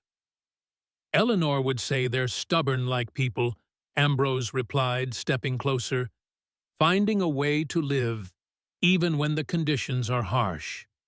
Istas nodded her hand, moving to her swollen belly in an unconscious gesture of protection. "My child will be like these plants, growing between two worlds belonging to neither fully." The simple statement carried the weight of generations of conflict, of boundaries drawn and enforced, of children caught between cultures and forced to choose. "Or belonging to both," Ambrose suggested gently, "taking strength from each world like these plants that Eleanor brought from the east, but that thrive in western soil." Istas considered this, her young face thoughtful beneath the bruises that were slowly fading. "I hope to see this child grow," she said softly. "To reach for the sun, not hide in shadows." The vulnerability in her admission touched something deep in Ambrose. This girl, for she was little more than that, despite her pregnancy, faced dangers from all sides, yet her concern was for her child's future rather than her own safety. "You will," he promised, the words emerging with unexpected certainty. "We'll make sure of it." Istas studied him as if measuring the truth of his commitment. Then she reached into a pocket of her dress and withdrew a small object, offering it to him with shy hesitation. It was a carved wooden figure, a horse similar to the one he had made for Sarah, but with distinctive Apache designs etched into its surface. "I made this," she explained, "for your daughter's spirit. Talis says gifts comfort those who have crossed over." Ambrose took the carving emotion, tightening his throat. The workmanship was crude, but earnest, the small figure infused with meaning beyond its simple form. "Thank you," he managed. "Sarah would have loved it." They walked back to the house together, a fragile understanding forged between them. As they approached, Ambrose noticed Attakai watching from the porch, her expression unreadable. When they drew closer, she nodded once to Istas, a gesture that seemed to carry approval. The day progressed without incident, the flooded landscape keeping potential threats at bay. As evening approached, bringing cooler air, and the chorus of frogs awakened by the unusual moisture, Ambrose found himself on the porch, with Attakai watching the sunset paint the western sky in shades of crimson and gold. 2 days until full moon," she observed, cleaning her knife with methodical strokes. "Nashota will come rain or no rain." "You know him well," Ambrose noted. It wasn't a question, but an invitation to elaborate. Attackai's hands stilled on the blade. "We grew up together, before he changed." A shadow crossed her face. "He was different then, laughed more, asked questions that made the elders uncomfortable. Talis mentioned he loved learning as a boy. Yes, until his father beat it out of him, Bitterness edged her voice. After that, he tried to be what his father wanted. More warrior than any man in the tribe. More traditional than the elders themselves. And he wanted you for his wife, Ambrose prompted, recalling their earlier conversation. His father arranged it, said my strength would give him strong sons. She resumed sharpening the knife, each stroke precise and controlled. I refused, said I would rather die alone than live as property. That took courage. Apache shrugged, though pride flickered briefly in her eyes. Not courage. Desperation. I had seen what happened to women who accepted such matches. They disappear inside themselves, become shadows.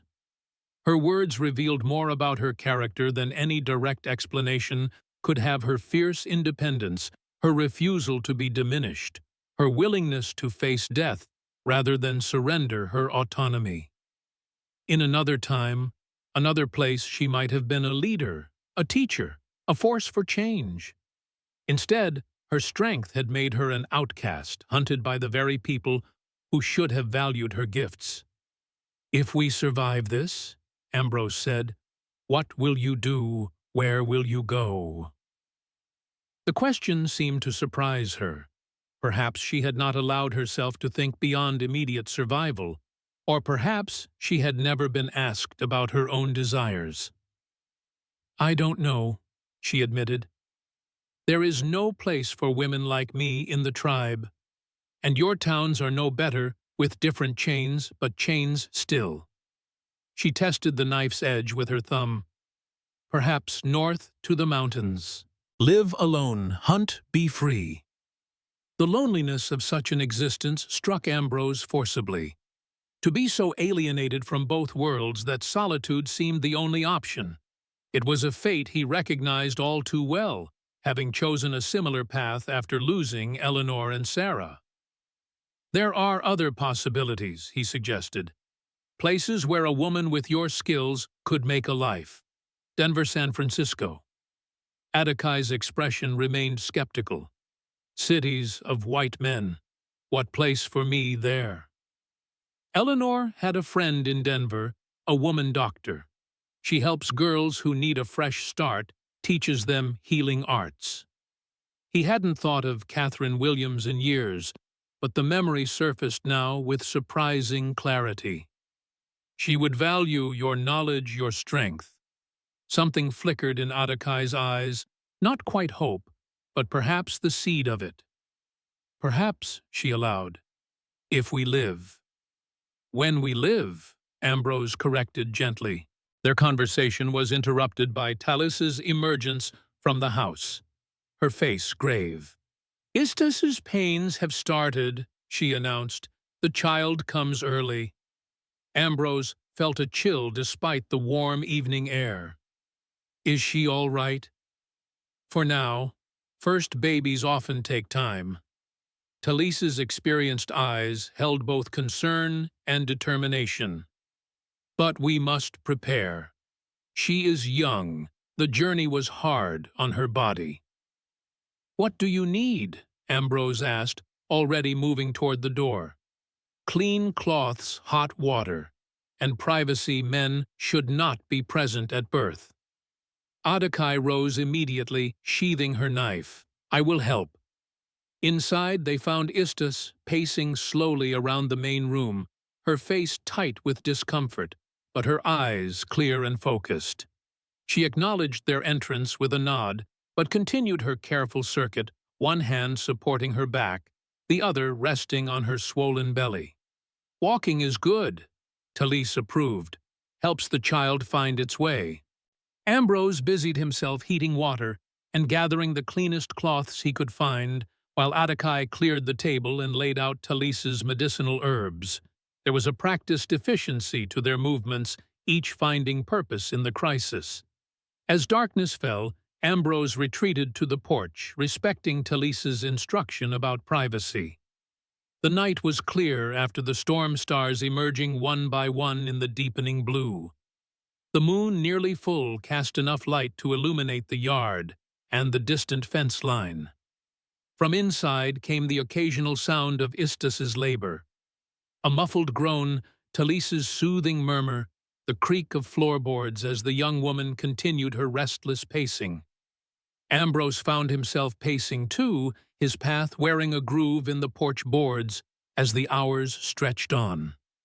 Midnight came and went, marked only by the moon's slow arc across the sky. Ambrose checked and rechecked his rifle more from nervous energy than necessity. In the distance, a coyote called its lonesome howl, echoing across the valley.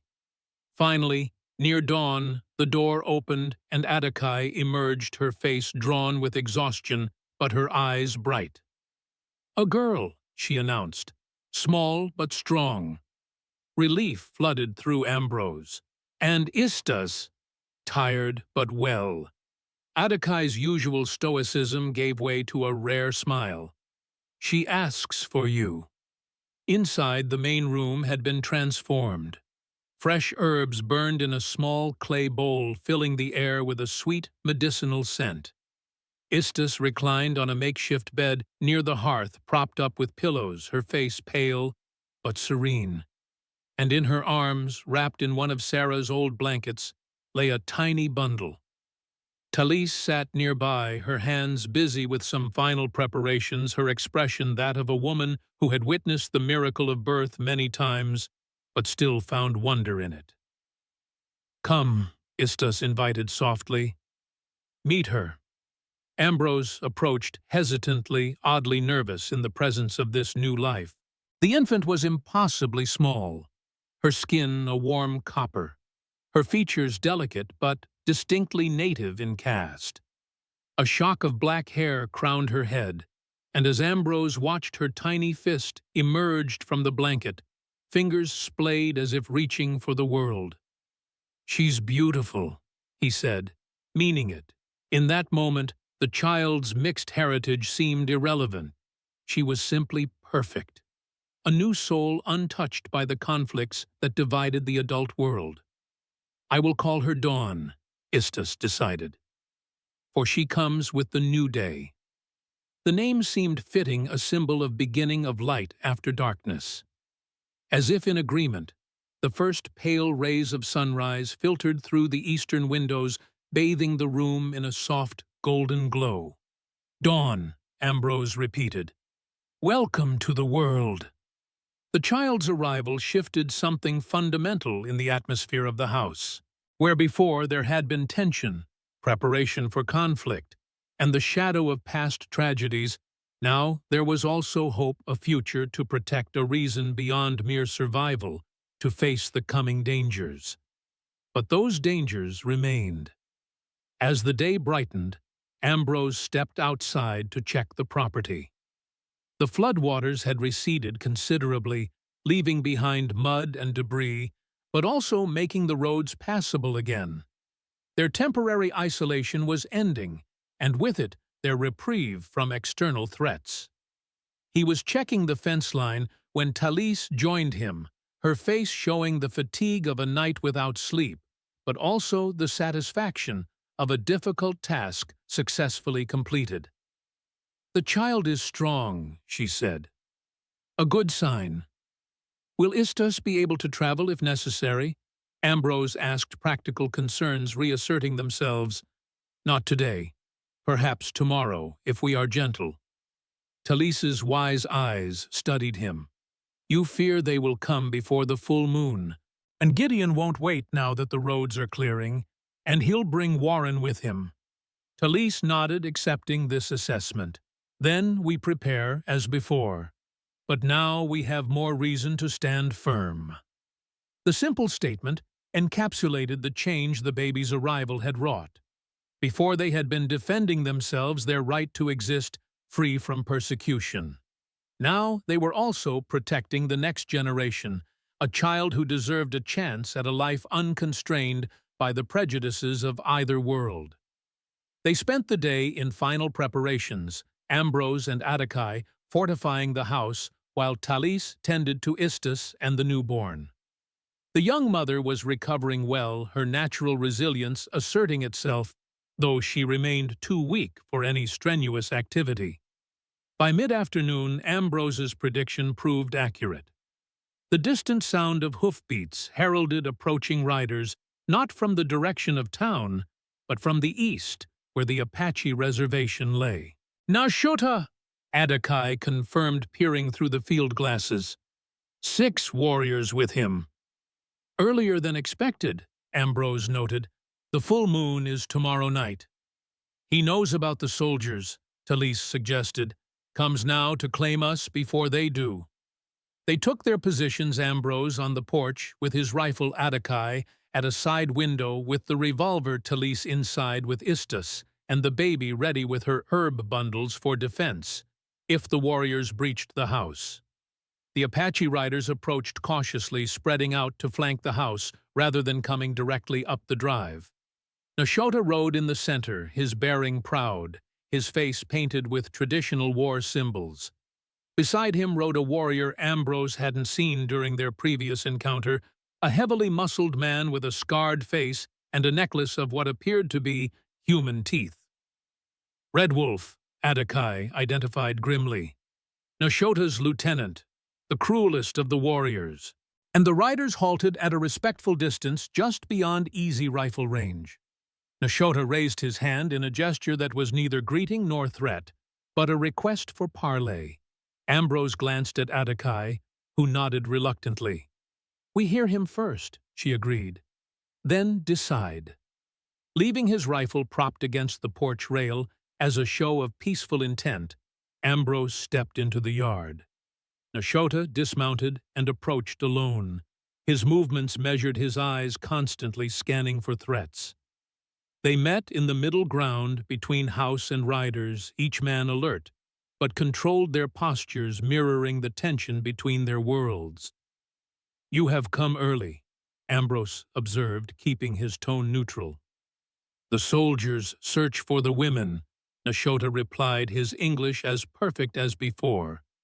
"Led by a yellow-hair lieutenant who enjoys the kill." "Warren," Ambrose confirmed. "You've encountered him before. He burned 3 of our villages last summer. Called it pacification." Nashota's face remained impassive, but hatred flashed in his dark eyes. "I would claim what belongs to the tribe before he finds them." "These women don't belong to anyone," Ambrose countered. "They've chosen their path."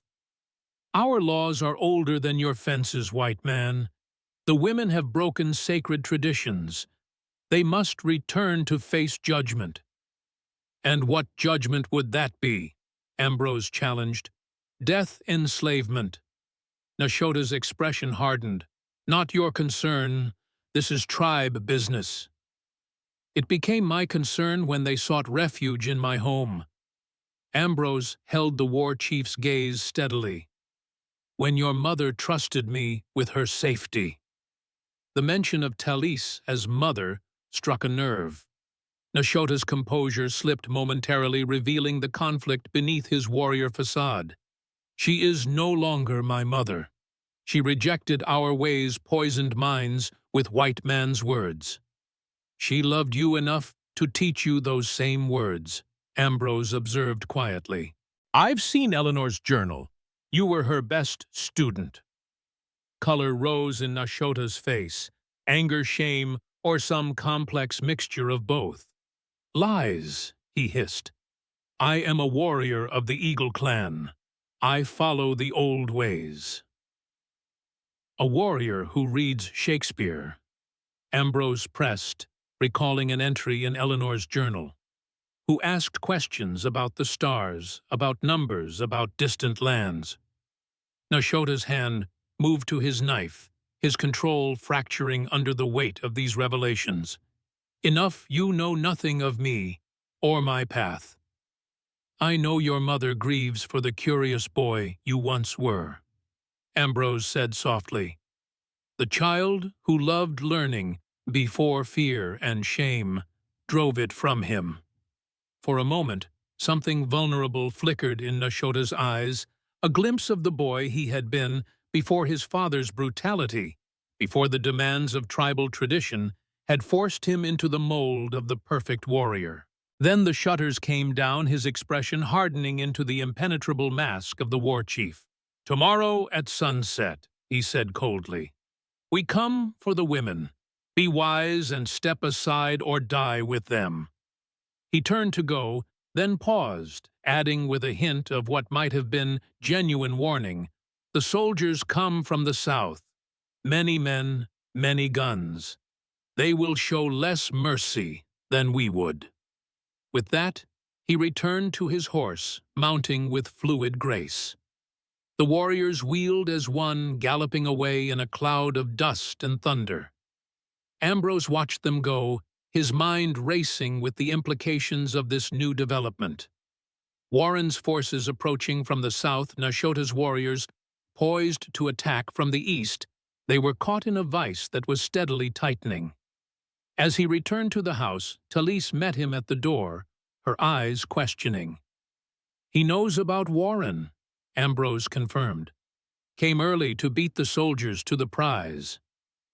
"And," she prompted, reading his expression, "I tried to reach the boy you described, the one who loved learning. For a moment I thought I glimpsed him." Ambrose shook his head. "But the warrior is firmly in control now." Talise nodded, sorrow etching deeper lines in her weathered face. "The boy is there still, buried deep but alive. I feel it." "Well, the warrior has given us until tomorrow at sunset," Ambrose said grimly, "but Warren may not wait that long."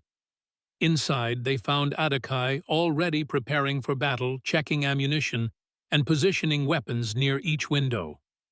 Istas sat in a rocking chair by the fire, the baby Dawn asleep in her arms, her young face solemn but composed.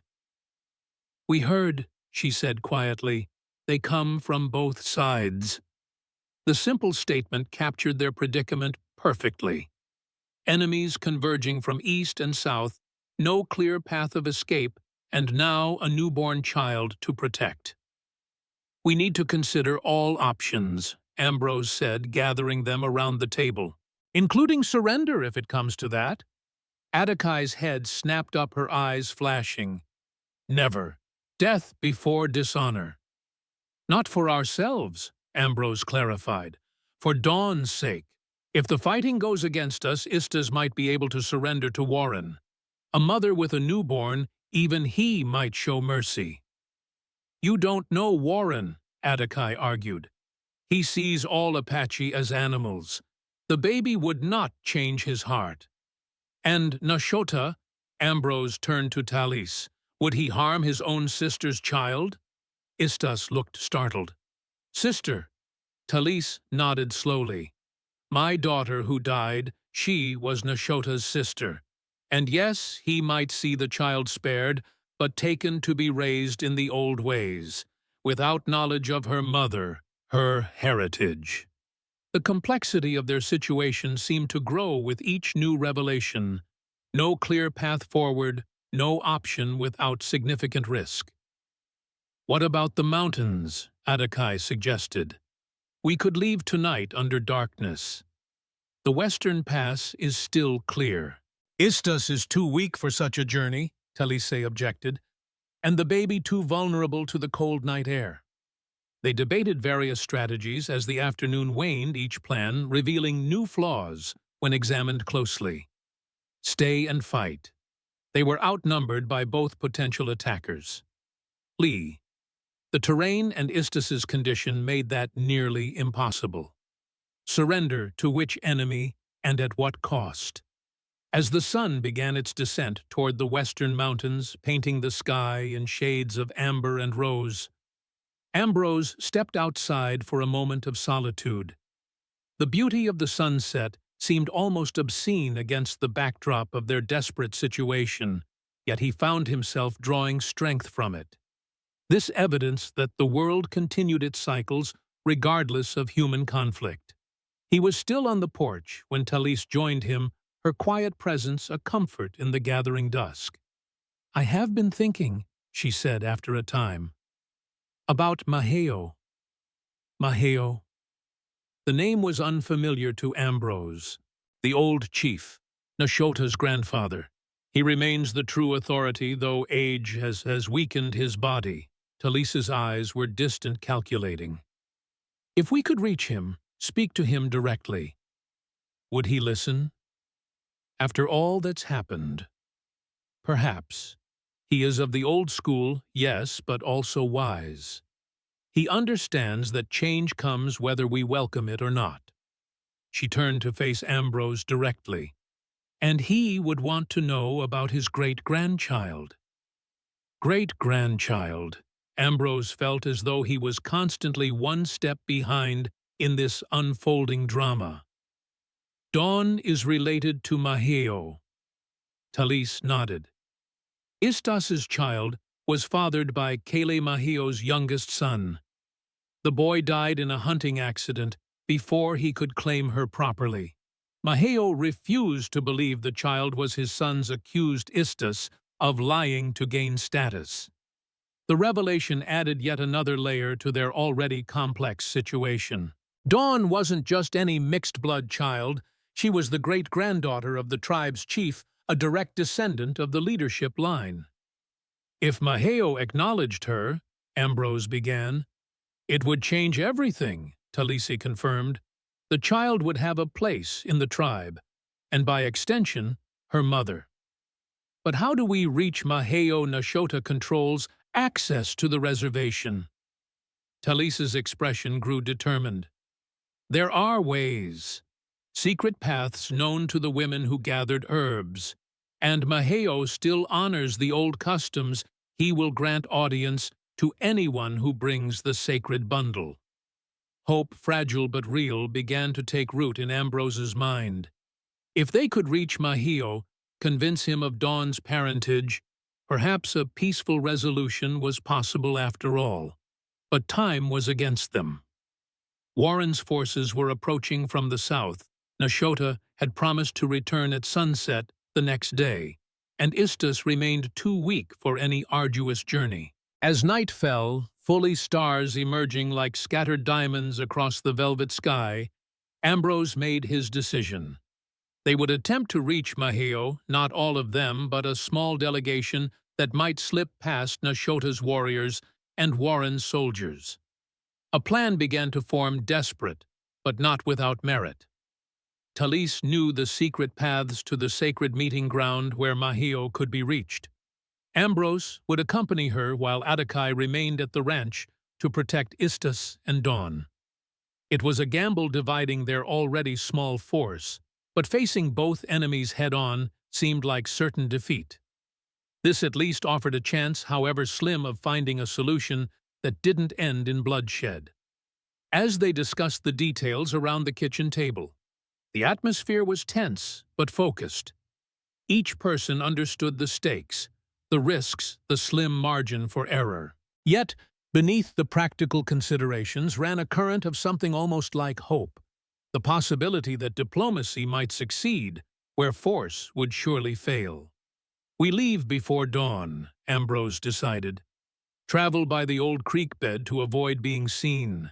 With luck, we can reach the sacred ground by midday, speak with Maheo, and return before Nashota's deadline. And if there is no luck, Apache challenged ever the pragmatist, then you do what you must to protect Istas and the child, Ambrose replied gravely. The hidden room beneath the floorboards should buy you time if soldiers come, and if Nashota returns early. I will face him, Apache stated, her hand moving to the revolver at her waist. One last time. The finality in her tone spoke volumes about their shared history, about the complex web of emotions that bound her to the war chief. Not just rejection and defiance, but perhaps something deeper, a mourning for what might have been had circumstances been different. As they finalized their plans, the moon rose over the eastern hills, nearly full, a silvery harbinger of the deadline to come. Its light spilled through the windows, casting long shadows across the floor and illuminating their faces with an ethereal glow. Tomorrow would bring either resolution or conflict diplomacy, or violence, life or death.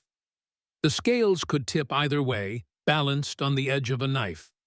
But tonight, in this moment of fragile unity, the four of them, Ambrose, Talise, Adakai, and Istus, with baby Dawn, formed a circle of unlikely allies bound together by circumstance, but also by something deeper.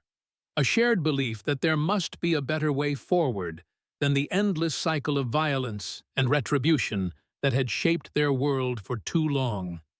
Outside, the night deepened stars, wheeling slowly across the vast canvas of sky. The desert had fallen silent, as if holding its breath, waiting to see which path they would choose, which future would unfold from the tangled threads of their shared past. Dawn arrived with a thin veil of mist hovering over the land, transforming the familiar landscape into something otherworldly. Ambrose stood on the porch breath, forming small clouds in the chill morning air as he made final preparations for the journey. Beside him, Talisa adjusted a small pouch of sacred herbs at her waist, her weathered face composed but tense. "The path will be difficult," she warned, nodding toward the western hills. "Not used for many seasons." "But Nashota won't know it," Ambrose confirmed, checking his revolver before securing it in his holster. The Winchester rifle was already strapped to his saddle. "Women's path," Talise explained. "For secret meetings. Warriors consider such work beneath them." A ghost of a smile touched her lips. "Their arrogance becomes our advantage." Inside the house, final preparations were underway. Adakai moved with quiet efficiency, positioning weapons and supplies near strategic points. Her face betrayed nothing, but the set of her shoulders spoke of readiness, of acceptance of whatever might come. Istas sat in the rocking chair near the hearth, Dawn asleep in her arms. The young mother's eyes were solemn as she watched Ambrose gather his things. "You will reach Maheo in time?" she asked, her voice soft but steady. "We'll try," Ambrose replied honestly. "No point in false promises now. The sacred ground is half a day's ride if we're not seen. And if Nashota finds you first?" The question hung in the air, its implications clear. Nashota would see their attempt to reach Maheo as a direct challenge to his authority, another betrayal to add to the list. "Then we face him," Ambrose said simply. "But our goal is to avoid confrontation, not seek it."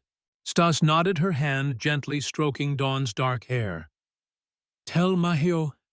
She hesitated, then continued with quiet dignity. "Tell him his son spoke of him often, with respect, with love." "I will," Ambrose promised. The moment of departure arrived with the first true light of day.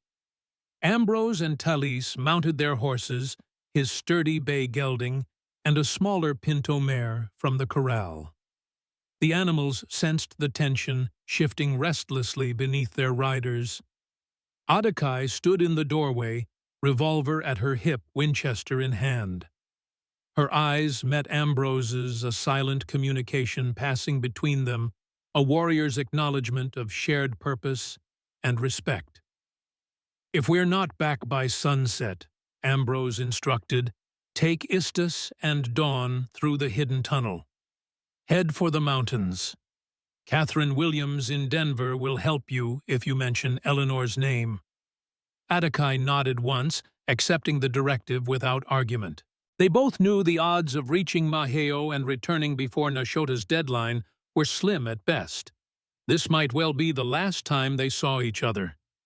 With a final glance at the house, at Adakai's stoic figure in the doorway, at Istus visible through the window with Dawn in her arms, Ambrose turned his horse toward the western hills.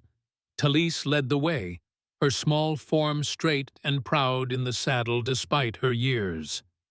They rode in silence through the misty morning, following a dry creek bed that provided some cover from distant observers.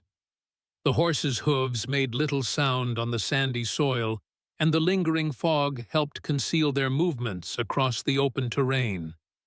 As they reached the first rise of hills, Ambrose glanced back at the ranch house, now a distant rectangle of shadow in the clearing mist. The American flag he'd raised daily for years hung limp on its pole, barely visible at this distance. A strange thought occurred to him that he might never see this place again. This home he had built with Eleanor, where Sarah had taken her first steps, where he had buried his heart after losing them.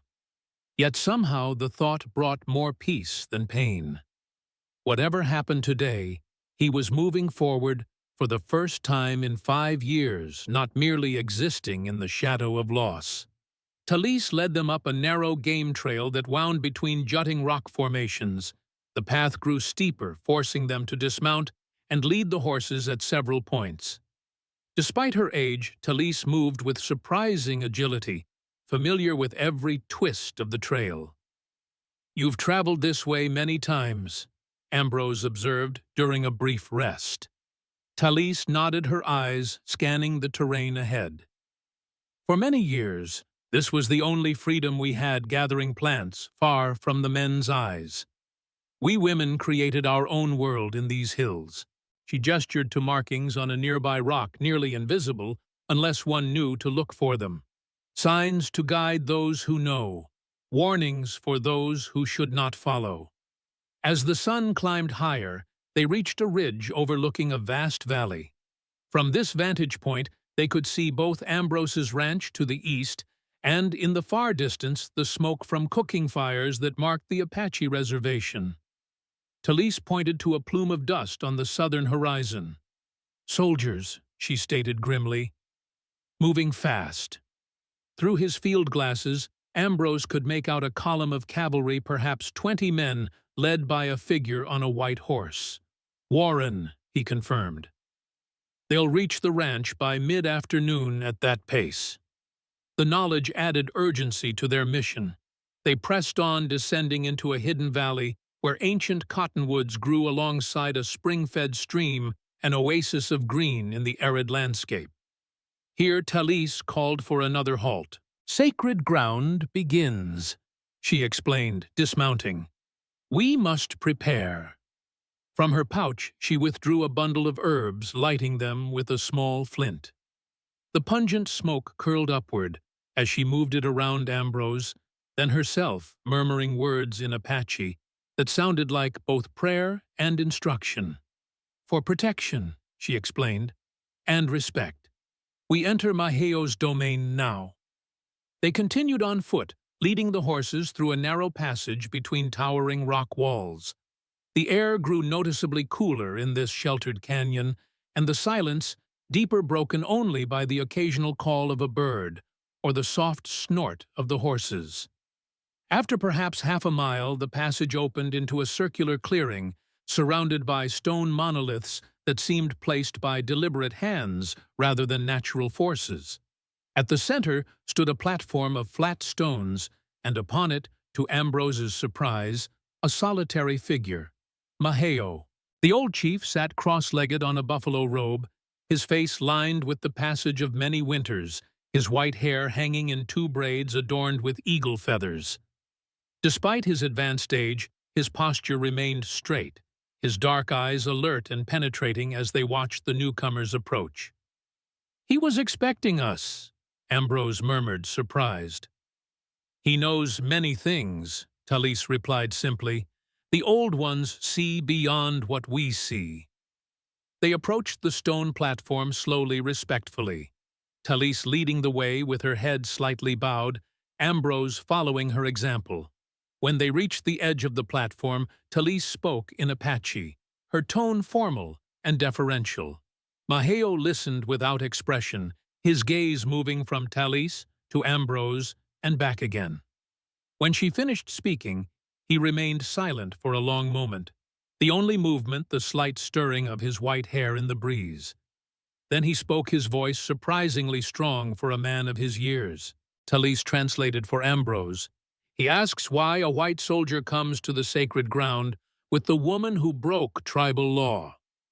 Ambrose stepped forward, mindful of maintaining a respectful distance. "I come seeking peace," he said, letting Talise translate, "for the sake of a child who belongs to both worlds." Mahio's eyes narrowed slightly at this, but he made a gesture for Ambrose to continue. "3 days ago, a child was born at my ranch," Ambrose explained. "A girl named Dawn. Her mother is Istus of your tribe. Her father was your son, Kale." At the mention of his son's name, a flicker of emotion crossed Mahio's stoic features. He asked a sharp question, which Talise translated. He asks what proof you have of this claim. "Istus says Kale spoke often of his father, with respect, with love." Ambrose met the old chief's gaze steadily. "The child has the mark of your family, a small crescent moon behind her left ear. The same mark Keel carried." This detail, which Istus had shared just before their departure, caused Mahio to lean forward, his interest visibly heightened. He and Talise exchanged rapid words, too quick for Ambrose to follow, even with his limited understanding of Apache. Finally, Talise turned to Ambrose. "He says Keel did indeed love a girl before his death. He forbade it because she was from a lower clan. Now he wonders if Istus was this girl." "And the mark," Ambrose pressed. More exchange between Talise and Mahio then. "He says the moon mark has been in his family for generations. If the child truly bears it, she carries his blood." Hope kindled in Ambrose's chest. This was the opening they had sought, the possibility of recognition that might save not only Dawn, but her mother as well. But Mahio was not finished. He spoke again, his tone hardening. Talise's expression grew concerned as she translated. "He says Nashota has already spoken to him of the women who fled. He has given his word that tribal law will be upheld." She hesitated, then added, "Nashota did not mention a child." "Would it have mattered if he had?" Ambrose asked directly. Mahio seemed to understand this question without translation. His eyes, still sharp despite his years, studied Ambrose with new intensity. Then he replied, his words measured and deliberate. "He says the child changes things," Talise translated. "If she truly bears the mark, she is of his blood. But tribal law is still tribal law. The women have broken sacred traditions." "What would justice look like?" Ambrose asked. "If not death, then what?" This question prompted a longer response from Mahio, his hands gesturing as he spoke. Talise listened carefully, then explained. "For Istas, if the child is proven to be of Mahio's blood, she could be accepted back as the mother of a tribal heir. For myself, exile rather than death, in honor of my years as a healer. But for Adakai," she paused, "her offense is greater in the eyes of tribal law. She not only refused a match arranged by the elders, but raised her hand against a war chief. Such actions traditionally demand blood." The situation was becoming clearer, though no less complex. Maheo might be willing to show mercy to Istus and Talise, but Adakai's fate remained sealed by tribal tradition unless they could find another way. "Ask him about the soldiers," Ambrose suggested. "Warren and his men are heading for my ranch as we speak. What happens if they reach Istus and the child first?" When this was translated, Maheo's expression darkened. He spoke rapidly, anger evident in his tone despite the language barrier. "He says, the yellow-hair lieutenant is a butcher who respects no boundaries." Talise translated. 3 moons ago, his men killed women and children during a raid claiming they were hunting warriors. "Then we have a common enemy," Ambrose pressed. "Whatever differences exist between your people and mine, surely we can agree that Warren is a threat to all." This struck a chord. Mahio nodded slowly, his eyes distant as if weighing possibilities. He asked a question which Talise translated. He asks what you propose. Ambrose took a breath, knowing his next words might determine all their fates. An alliance, temporary, but binding. Your warriors and I defend the ranch against Warren. In return, the women receive fair judgment from you directly, not from Nashota.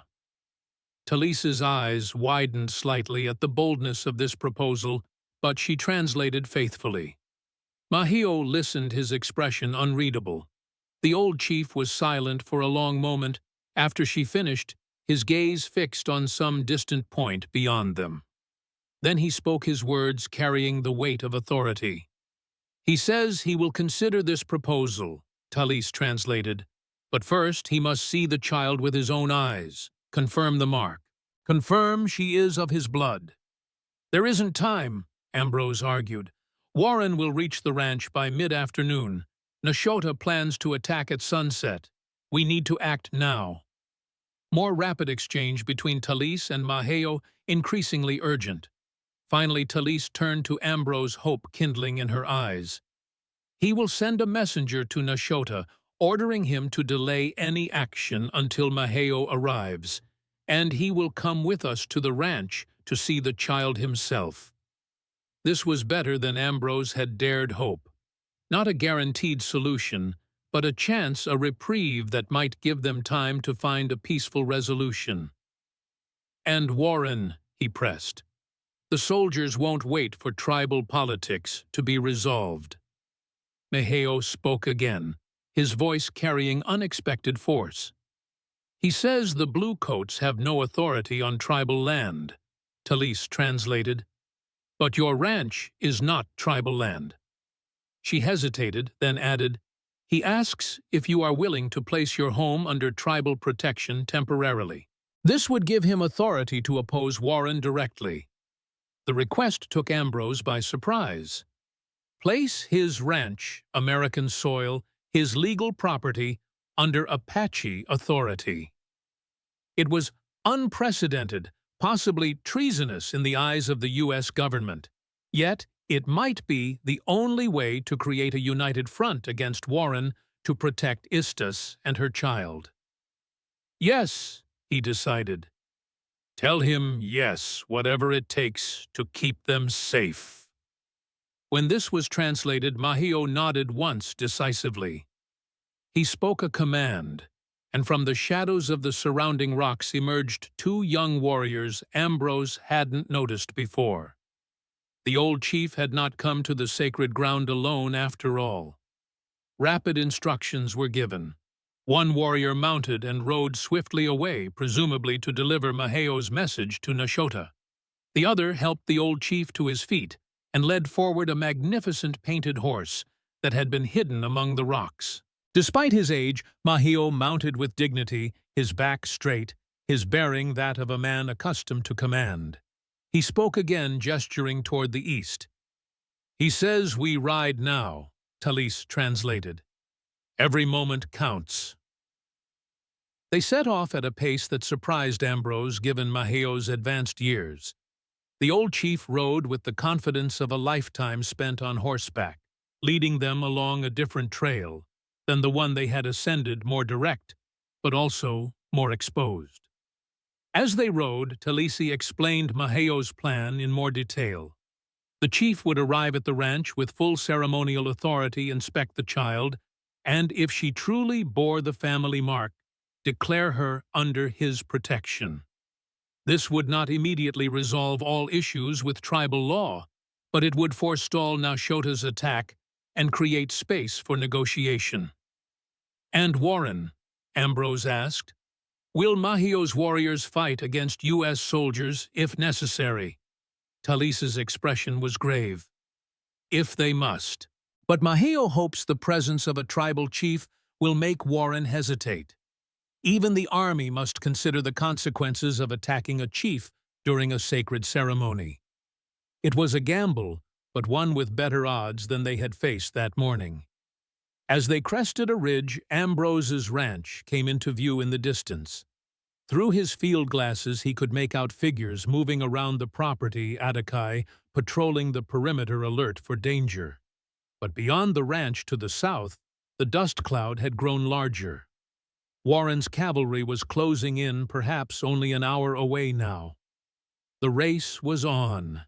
They pushed their horses harder, descending from the hills toward the flatter terrain of the ranch.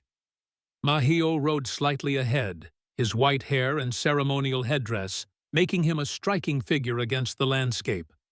As they approached the ranch boundary, Ambrose saw Apache spot them. She raised the rifle, then lowered it as she recognized him, but her posture remained tense, wary of the Apache chief and warrior accompanying them. They rode into the yard at a gallop, dust swirling around them as they reined in their mounts.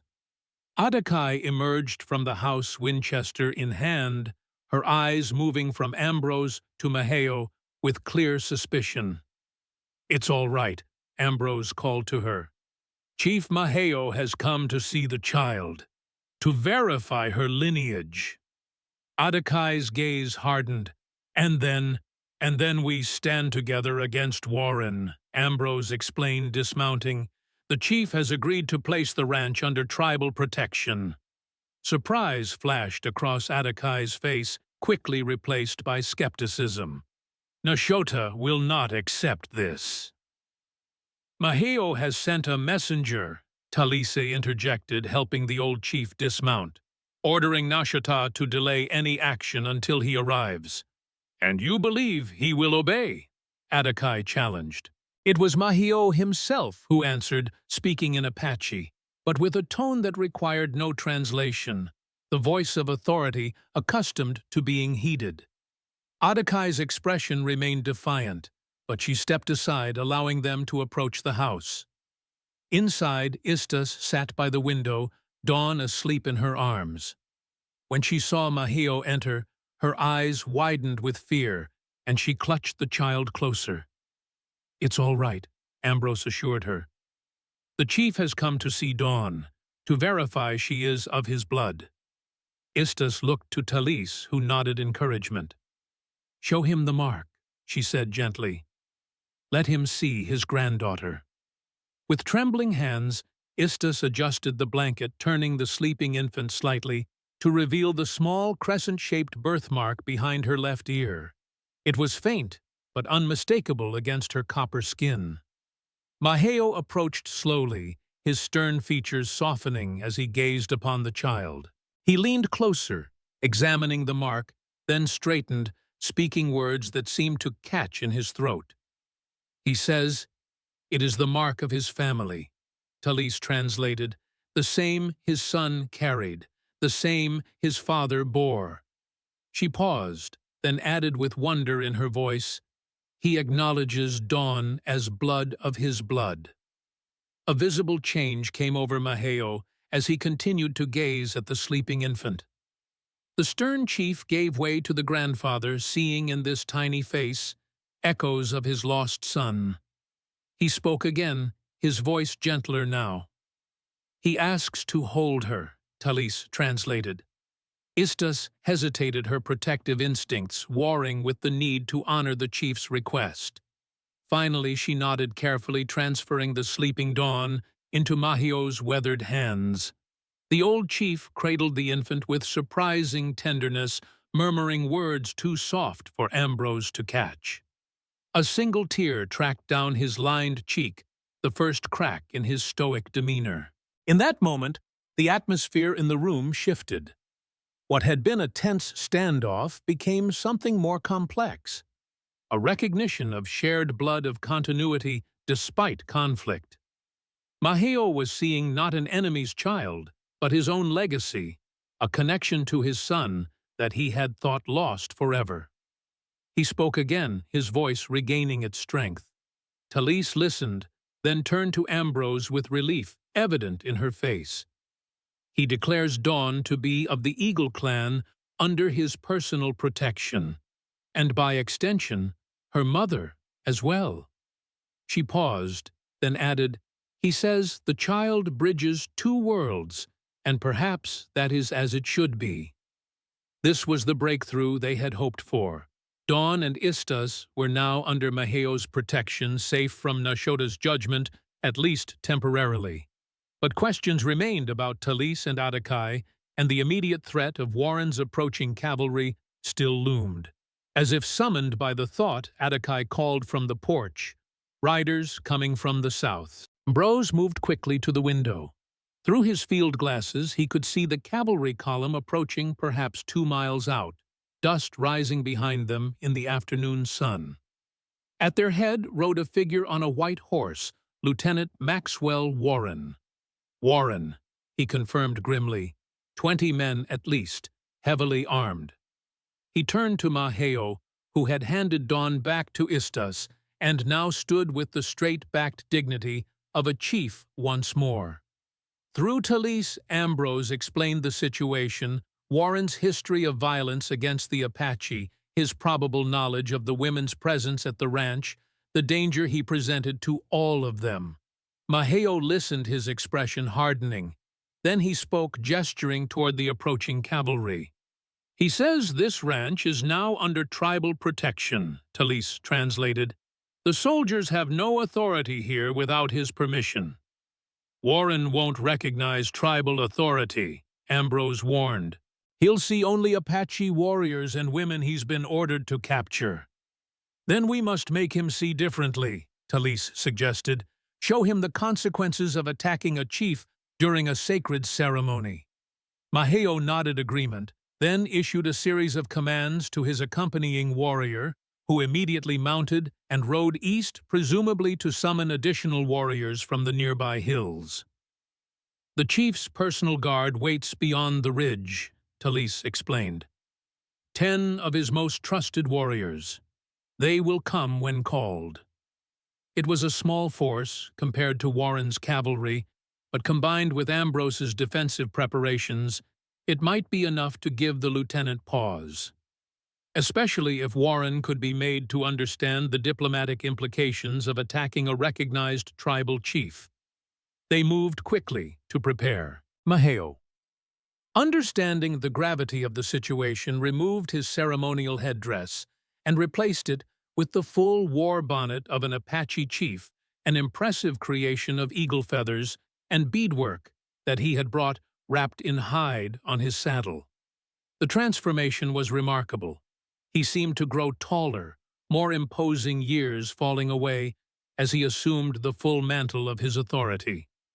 Ambrose positioned himself on the porch, rifle ready, but not aimed, presenting the image of a property owner defending his land, rather than a man harboring fugitives. Apache took position at a side window out of immediate sight, but able to provide covering fire if needed. Talise remained inside with Istas and Dawn, ready to bring the infant forward if proof of her lineage became necessary. The warrior who had accompanied Maheo took up position beside the chief, silent but alert, his presence reinforcing Maheo's status. As Warren's cavalry approached the final stretch of road leading to the ranch, Maheo walked forward to stand beside Ambrose on the porch. The old chief's presence was commanding, his face set in lines of determination that transcended age and language. Warren reined in his horse at the edge of the property, signaling his men to halt behind him. He was a tall, lean man with cold blue eyes and a neatly trimmed blonde mustache. His uniform was immaculate, despite the dust of travel, his bearing rigid with military precision and barely concealed contempt. "Sullivan," he called, his voice carrying clearly across the yard. "By order of the United States Army, you are harboring fugitives from the Apache reservation. Turn them over immediately." Ambrose stepped forward, keeping his rifle pointed downward but ready. "This property is currently under the protection of Chief Maheo of the Eagle clan," he replied evenly. "You have no jurisdiction here without his permission." Warren's expression shifted from authoritative to incredulous. "Have you lost your mind, Sullivan? This is United States territory. Apache authority means nothing here." "On the contrary," Ambrose countered, "Chief Maheo is conducting a sacred ceremony concerning his great-granddaughter born on this property 3 days ago. Under the Treaty of 1868, such ceremonies are protected even off reservation land. It was a bluff, stretching the terms of a treaty that Ambrose had only passing familiarity with. But Warren wasn't a legal expert either, and the presence of a tribal chief in full regalia created a complication he likely hadn't anticipated. Warren's eyes narrowed as he assessed the situation. His gaze moved from Ambrose to Mahio, recognizing the old chief from previous encounters. A flicker of uncertainty crossed his face, quickly masked by renewed determination. "I have orders to return 3 Apache women to the reservation," he stated flatly. "I intend to carry out those orders, treaty or no treaty." "Your orders came from Fort Lincoln," Ambrose said. 3 days' ride from here. Chief Mahio's authority is immediate and present." He gestured toward the eastern ridge, where several mounted warriors had appeared silhouetted against the sky. "As are his warriors." This new development gave Warren visible pause. What had seemed a straightforward retrieval operation was becoming increasingly complex, with potential diplomatic ramifications that might reach beyond his authority as a lieutenant. "I want to see these women," Warren demanded, his tone less certain now. "Verify their condition." Mahio spoke, then his voice strong, despite his years. Though Warren couldn't understand the Apache words, the authority in the chief's tone was unmistakable. Talise appeared in the doorway to translate. "Chief Mahio says you may enter alone unarmed to witness the sacred naming ceremony of his great-granddaughter, as a gesture of peace between our peoples." Warren scoffed. "Enter an Apache ceremony unarmed. Do you take me for a fool?" "I'll keep my sidearm as well," Ambrose offered. "Equal terms." A tense silence followed as Warren weighed his options. The appearance of more warriors along the ridge, Mahio's personal guard, responding to the summoning, added pressure to his decision. Finally, he dismounted, handing his rifle to his sergeant, but keeping his pistol holstered at his side. "1 hour," he announced. "Then I expect the women to be turned over to my custody ceremony, or no ceremony." He strode toward the house, his posture rigid with contained anger and reluctance. Ambrose led him inside, where Istus sat with Dawn in her arms, Talise beside her. The young mother's face was composed, despite her fear, her chin lifted with quiet dignity. Warren's gaze moved dismissively over them, then froze as he noticed the infant. "What's this?" he demanded. The report mentioned nothing about a child. "Born 3 days ago," Ambrose confirmed, "daughter of Istus and Kale, son of Chief Mahio." Warren's expression remained skeptical, but a new calculation was clearly taking place behind his cold eyes. The presence of a newborn with direct lineage to a tribal chief created diplomatic complexities far beyond his original mission parameters. Mahio entered behind them, his imposing presence filling the small room. He spoke directly to Warren, his tone both commanding and explanatory, while Talise translated. "Chief Mahio says the child bears the mark of his family, a crescent moon behind the ear. She is of his blood, and therefore under his protection. He has come to perform the sacred naming ceremony, which cannot be interrupted without grave consequences for all involved." To demonstrate, Istus gently turned Dawn, revealing the small birthmark. Warren leaned closer, his brow furrowing as he examined the evidence. "This changes nothing," he insisted, straightening. "My orders are to return the women to the reservation. The child can accompany its mother." "The child is of the chief's bloodline," Talise countered. "To force her return under these circumstances would violate not only the treaty but sacred tribal law. It would be seen as an act of war." Warren's jaw tightened. "Do not threaten me, woman." "Not a threat," Ambrose interjected calmly. "A statement of fact. You're a military man, Lieutenant.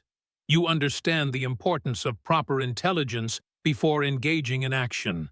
Your orders were based on incomplete information. The situation has changed. A muscle twitched in Warren's cheek as he considered this. His gaze moved from the infant to Istus to Talise and finally rested on Apache, who had entered silently from her position at the window. His eyes narrowed in recognition. "This one," he said, pointing to Apache. "She's wanted for attacking a tribal official." Nashota himself filed the complaint with the Indian agent. "A matter for tribal justice," Talise replied smoothly, "which Chief Maheo is here to administer." The standoff continued, tension crackling in the air like heat lightning. Outside, the sun was beginning its descent toward the western mountains. Soon, it would be sunset, the deadline Nashota had set for his return. As if summoned by the thought, a new sound reached them, hoofbeats approaching from the east. Many horses moving at speed. Apache moved to the window. "Nashota?" she confirmed grimly. "And at least 15 warriors." The situation had just become exponentially more complex.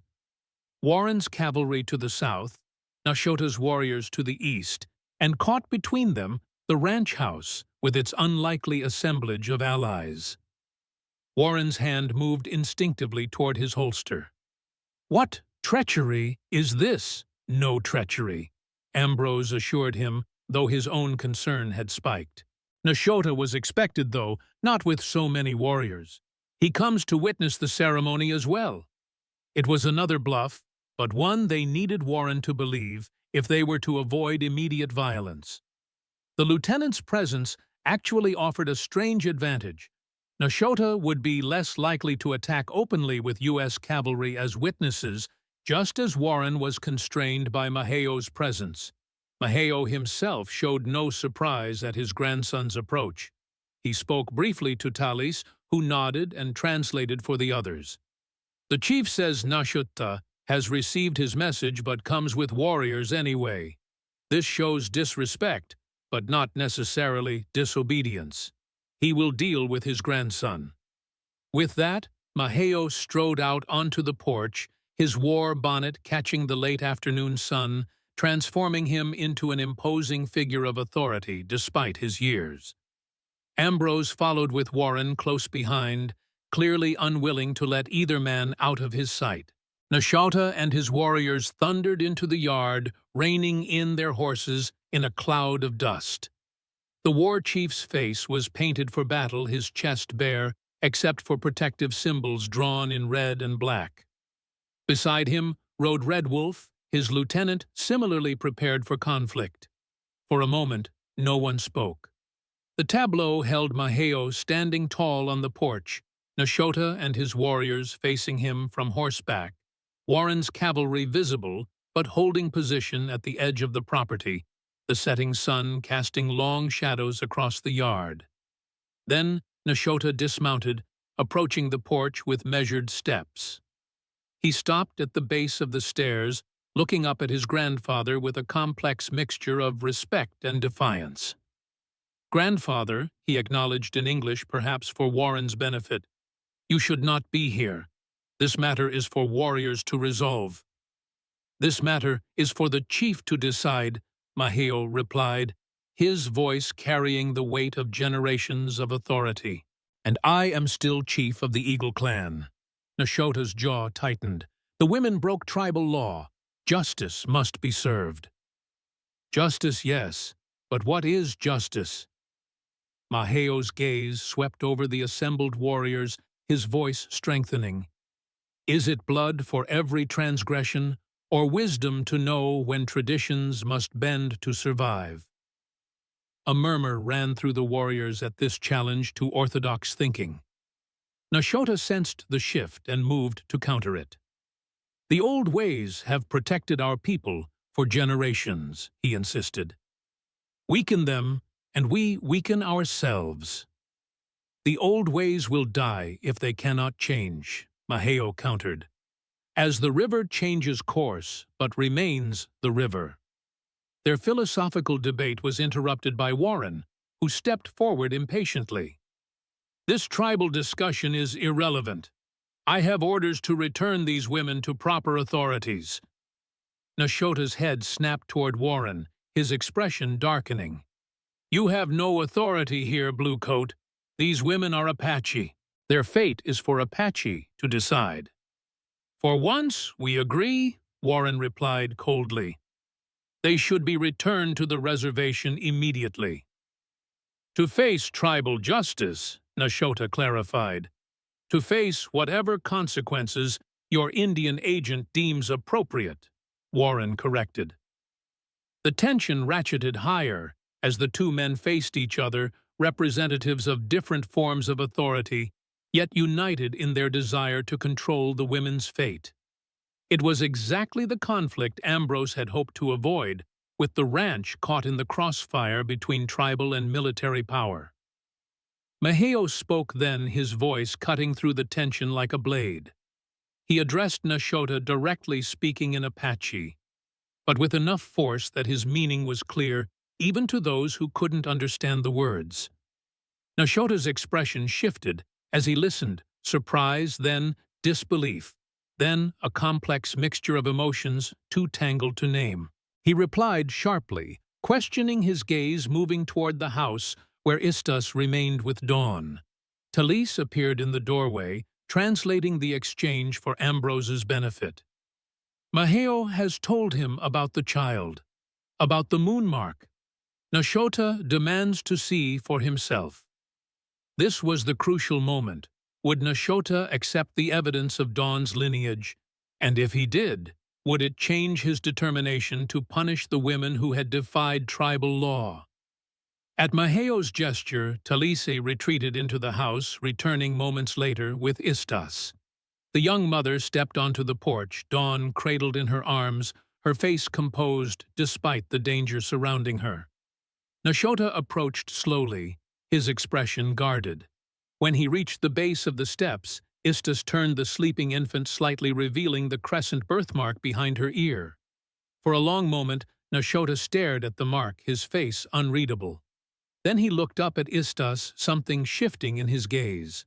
"Kayla's child?" he asked, his voice lower now. Istas nodded once, her chin lifting with quiet dignity. "He promised to claim me before the tribe. But the hunting accident—" Understanding dawned in Nashota's eyes, the pieces of a story he had heard differently suddenly rearranging themselves into a new pattern. He turned to Maheo, speaking rapidly in Apache, gesturing toward Istas and the child. Talise translated for Ambrose. "He asks if this changes the judgment against her. Maheo says yes, as mother of his great-grandchild Istas falls under his protection. Her place in the tribe is secure." Relief washed over Istas's face, though she maintained her composure. One woman's fate was resolved, but questions remained about Talise and, most critically, Adakai. Warren had been watching the exchange with growing impatience. "This family drama changes nothing," he insisted. "I have orders to return all 3 women." "Orders based on false information," Ambrose countered. "You were told they fled justice. In fact, they sought protection for a child of the chief's bloodline." Warren's cold eyes narrowed. "And the one called Adakai? What tribal protection extends to her?" It was the question they had all been avoiding, the most difficult piece of the puzzle to resolve. Adakai had not only fled the tribe, but had raised her hand against Nashota himself, an offense that traditional tribal law punished severely.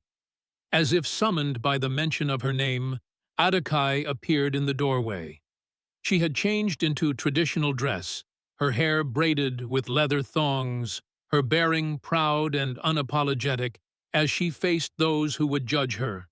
Nashota's expression hardened at the sight of her. "She attacked me," he stated flatly. "Broke sacred law. The punishment is clear." Adakai descended the steps slowly, stopping beside Istus. Her gaze met Nashota's directly, neither flinching nor showing submission. "I broke no law that deserves death," she said clearly. "I defended myself against force. I chose my own path." "The tribe chose your path," Nashota countered, "as is our way." "A way that silences women," Adakai challenged, "that treats us as property to be traded, not people with minds and hearts." Her words struck at the heart of the conflict, not just her personal defiance, but the larger question of tradition versus change of individual choice versus community authority. It was a debate that had divided the tribe for generations, now brought to a head in this confrontation. Maheo listened to the exchange with keen attention, his weathered face revealing nothing of his thoughts. Then he spoke, addressing Nashota with the full weight of his authority as chief. When he finished, Talise translated for Ambrose and Warren. "He says Adakai broke tribal law. This is true. But she did so defending herself against improper force. Nashota had no right to compel her physically."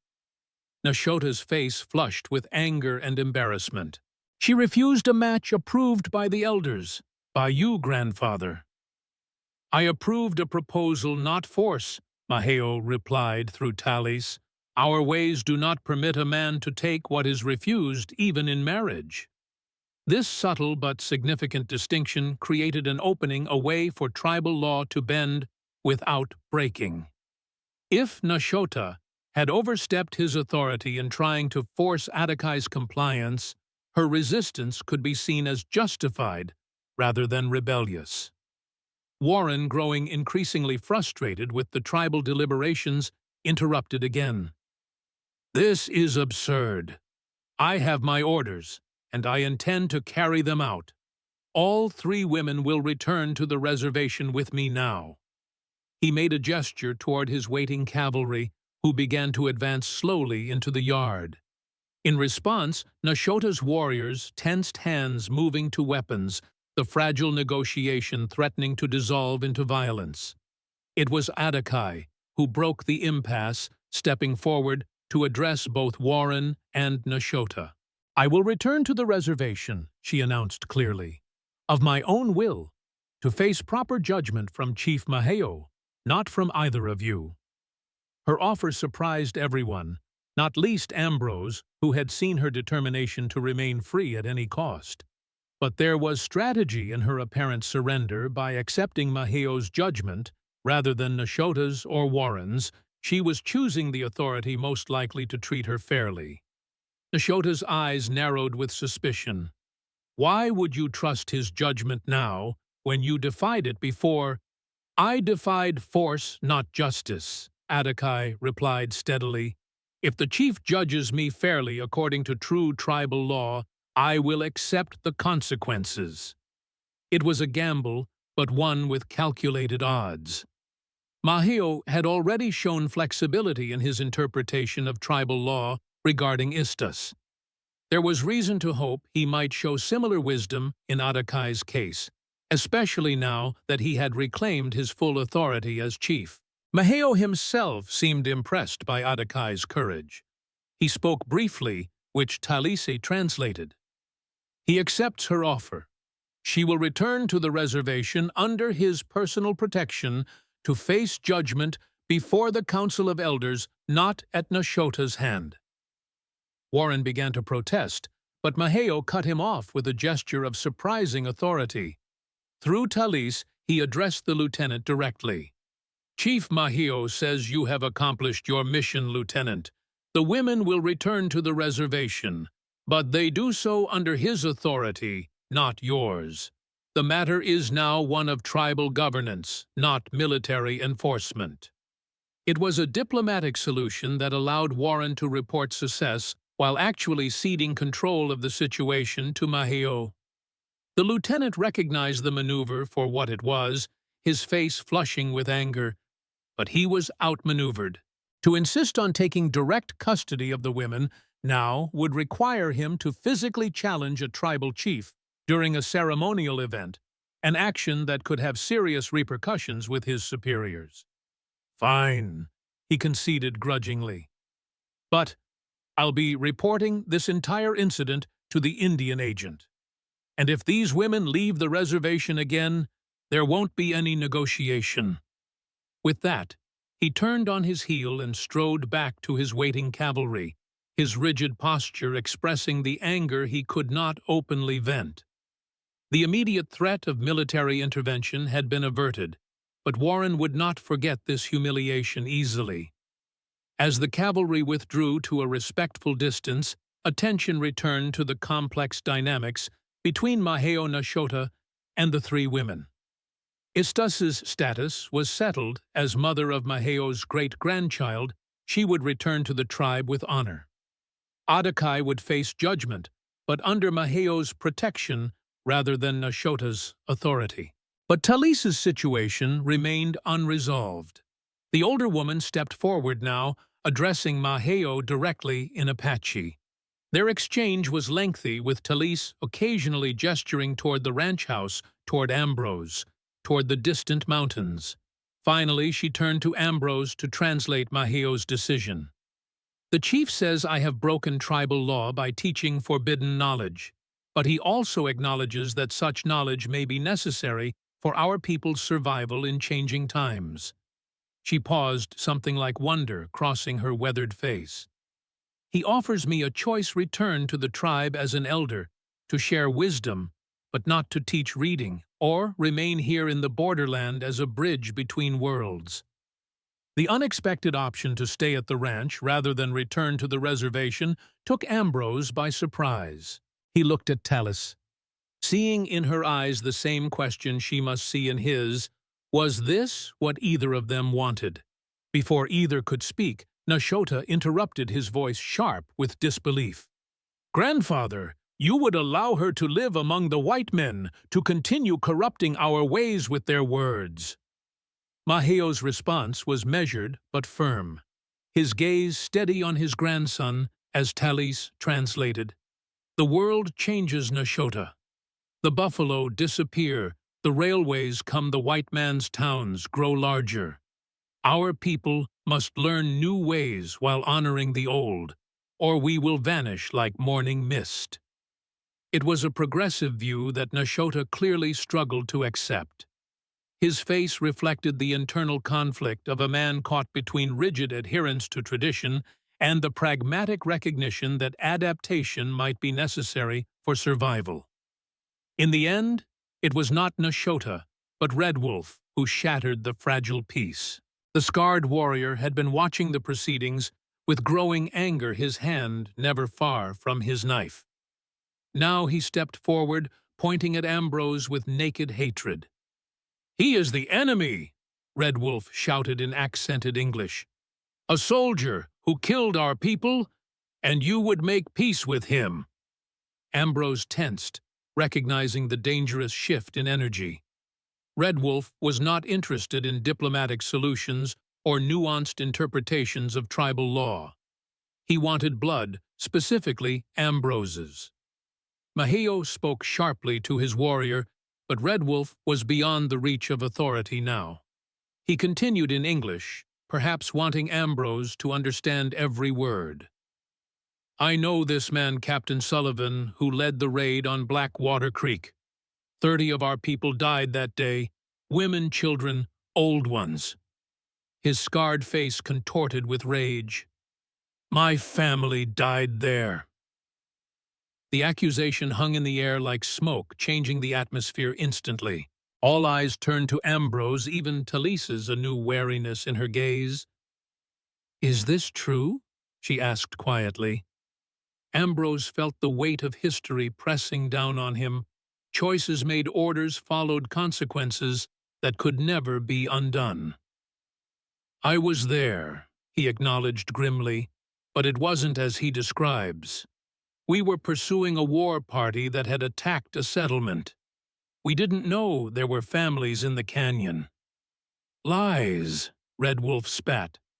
"You surrounded our camp at dawn, fired on sleeping people. I alone survived, hidden beneath my mother's body." The brutal image silenced everyone. Even Nashota seemed taken aback by the raw hatred in his lieutenant's voice, the personal vendetta that had clearly been burning for years. "I left the army after Blackwater Creek," Ambrose said quietly. "What happened there? It haunts me still." But Red Wolf was beyond reason or remorse. With a guttural cry, he drew his knife and lunged toward the porch, toward Ambrose. What happened next unfolded with the strange clarity of moments when time seems to slow. Ambrose reached for his sidearm, knowing he would be too late. Nashota moved to intercept his lieutenant, but the distance was too great. It was Apache who acted most decisively. Standing nearest to Red Wolf's path, she stepped directly into his way, meeting his charge with the calm focus of a warrior. As his knife arced toward her, she moved with fluid grace, deflecting his wrist with one hand, while the other delivered a precise strike to his throat. Red Wolf staggered, gasping, but his momentum carried him forward. The knife caught Apache's arm, opening a long gash, but she did not falter. Her second strike hit his solar plexus, dropping him to his knees. The confrontation was over almost as quickly as it had begun. Red Wolf knelt in the dust, fighting for breath, his knife fallen beside him. Apache stood over him, blood streaming from her arm, but her expression composed, controlled. "Enough," she said simply. Nashota recovered from his surprise and moved quickly to secure his lieutenant, kicking the knife away and grasping Red Wolf's arms. Two other warriors came forward to help restrain the still struggling man. Maheo observed the entire scene with keen attention, his expression revealing nothing. When order was restored, he spoke at length, his words carrying the weight of formal judgment. Talise translated for Ambrose. "The chief says Red Wolf has broken sacred law by attacking during a peace council. His rage is understood, but not excused. He will face punishment according to tribal custom." She paused, then continued. "And he says Apache has shown the courage and restraint of a true warrior. She could have killed Red Wolf, but chose to subdue him instead. This will be remembered when her judgment comes before the council." It was a significant acknowledgement, one that might well save Apache's life when she returned to face tribal justice. By defending Ambrose, a former enemy, against an unjustified attack, she had demonstrated both skill and wisdom qualities the tribe valued even as they insisted on conformity in other areas. Istus moved quickly to Apache's side, tearing a strip from her dress to bind the bleeding wound. The two women exchanged a look of understanding. They had traveled a long road together, from fugitives to something approaching acceptance, if not yet full reconciliation, with their people. As the sun sank lower toward the horizon, bathing the scene in golden light, Maheo announced that it was time for the naming ceremony to proceed. Despite the tension and violence of the preceding events, this sacred ritual would not be postponed.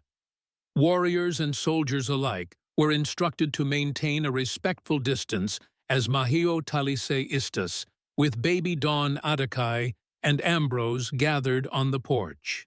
The chief produced a small pouch of sacred herbs, lighting them with a flame Talise provided. The pungent smoke curled upward as Maheo began to chant in the ancient language of his ancestors. The ceremony was brief but powerful, the chief's weathered hands gently touching Dawn's forehead, her heart, her tiny palms. He spoke her name in Apache, "She who brings light," acknowledging both her given English name and her place within the tribe.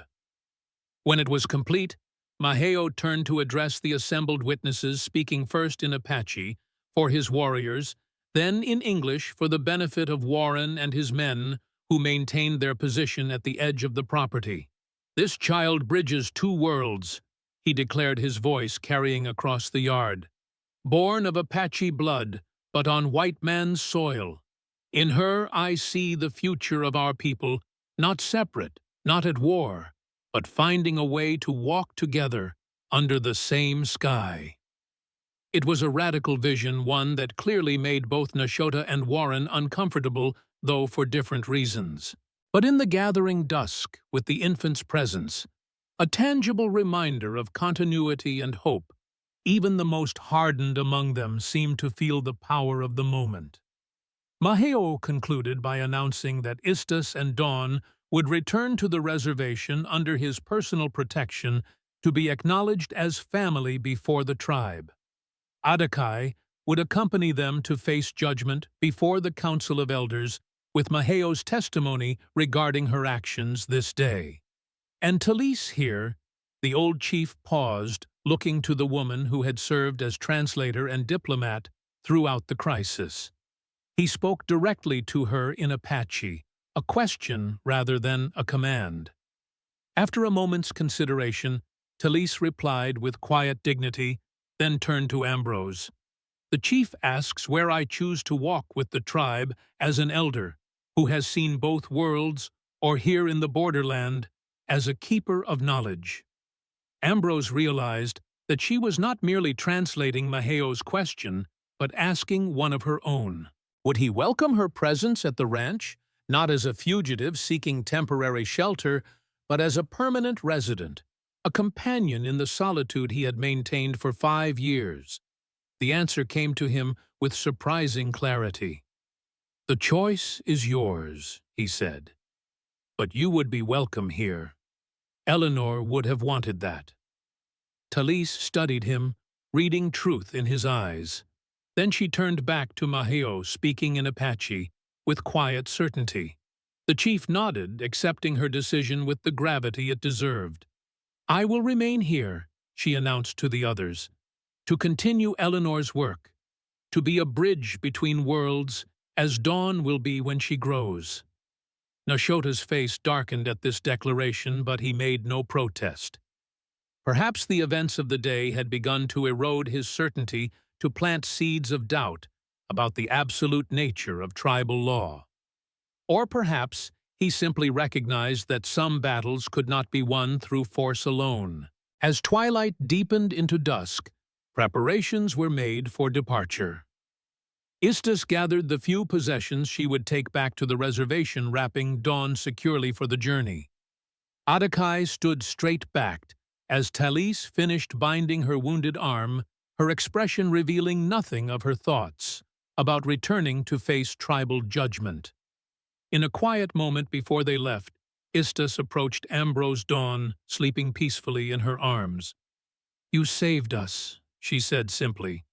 "I will tell my daughter of this when she is old enough to understand, of the man who stood between worlds to protect her." "It was Eleanor who saved you," Ambrose corrected gently. "Her work, her vision. I just continued what she began." Istus nodded, understanding the truth in his words. "Then I will tell Dawn of 2 bridges, Eleanor, who built the first span, and you who completed it." The image struck Ambrose forcibly, a bridge across the divide that had separated peoples and cultures, built not through political treaties or military force, but through individual acts of courage and compassion. Perhaps that was Eleanor's true legacy, more lasting than the ranch or the garden, or even the memories of their brief life together. As the Apache party prepared to depart, Warren approached Ambrose one final time, his expression cold but controlled. "This isn't over, Sullivan," he warned quietly. "The army doesn't look kindly on civilians who interfere with military operations." "There was no interference," Ambrose replied evenly. "The women are returning to the reservation voluntarily under tribal authority. Your mission is accomplished." Warren's eyes narrowed. "For now, but I'll be watching this place. One wrong move, one hint of further defiance, and neither tribal ceremony nor frontier justice will protect you." And with that, he turned on his heel and strode back to his waiting cavalry. The soldiers mounted up Warren, barking orders that sent them into formation for the return journey to Fort Lincoln. As the cavalry departed to the south, Maheo led his people eastward toward the reservation. Istus rode double with a female warrior Dawn secured safely in a traditional cradle board. Adakai rode alone, her back straight, her gaze fixed on the horizon rather than looking back at what she was leaving behind. Nashota and his warriors followed with Red Wolf bound and under guard. The war chief paused once, looking back at the ranch, where so much had changed in the space of a day. His eyes met Ambrose's briefly, not with the hatred of before, but with something more complex, a reluctant acknowledgement, perhaps, that change came, whether one welcomed it or not.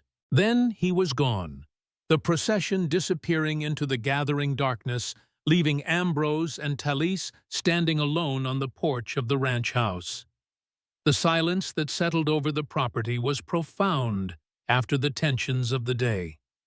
Stars emerged one by one in the deepening blue of the sky, the familiar constellations that had witnessed so much change on this small patch of earth over the generations. "What happens now?" Talise asked quietly. Ambrose looked out over the land that had been his solitary domain for 5 years, the corrals, the garden, the distant fence line marking the boundary of his property. It all looked different somehow, as if the events of the past few days had altered not just his perspective, but the very nature of the place itself. "We rebuild," he said finally. "Not just fences and barns, but something new. A place where knowledge can be shared, where bridges can be built." Talise nodded understanding in her wise eyes. "Eleanor's work continues." "And yours," Ambrose acknowledged. "Teaching, healing, building connections across divides." The weight of grief that had pressed on him for 5 years seemed lighter. Somehow, not gone, but transformed. The memories of Eleanor and Sarah remained precious and painful in equal measure, but they no longer defined the boundaries of his existence. There was work to be done, a future to be shaped, connections to be forged where divisions had long stood. As night fell fully over the land, Ambrose lit the lamp on the porch, a beacon in the darkness visible from both the town to the west and the reservation to the east. A small light, perhaps, against the vast darkness of historical enmity and misunderstanding. But even small lights, if tended faithfully, could guide travelers safely across the most difficult terrain. Tomorrow would bring new challenges, new decisions, the hard work of creating something that had never existed before. But tonight, in this moment of quiet after storm, there was a sense of possibility that Ambrose had not felt since the day he had returned to find his world in ashes. The circle had not closed, but opened, expanding to include new lives, new purposes, new hopes. And in that opening lay the promise of healing, not just for one man's wounded heart, but perhaps, in some small way, for the wounded land itself and the divided peoples who called it home.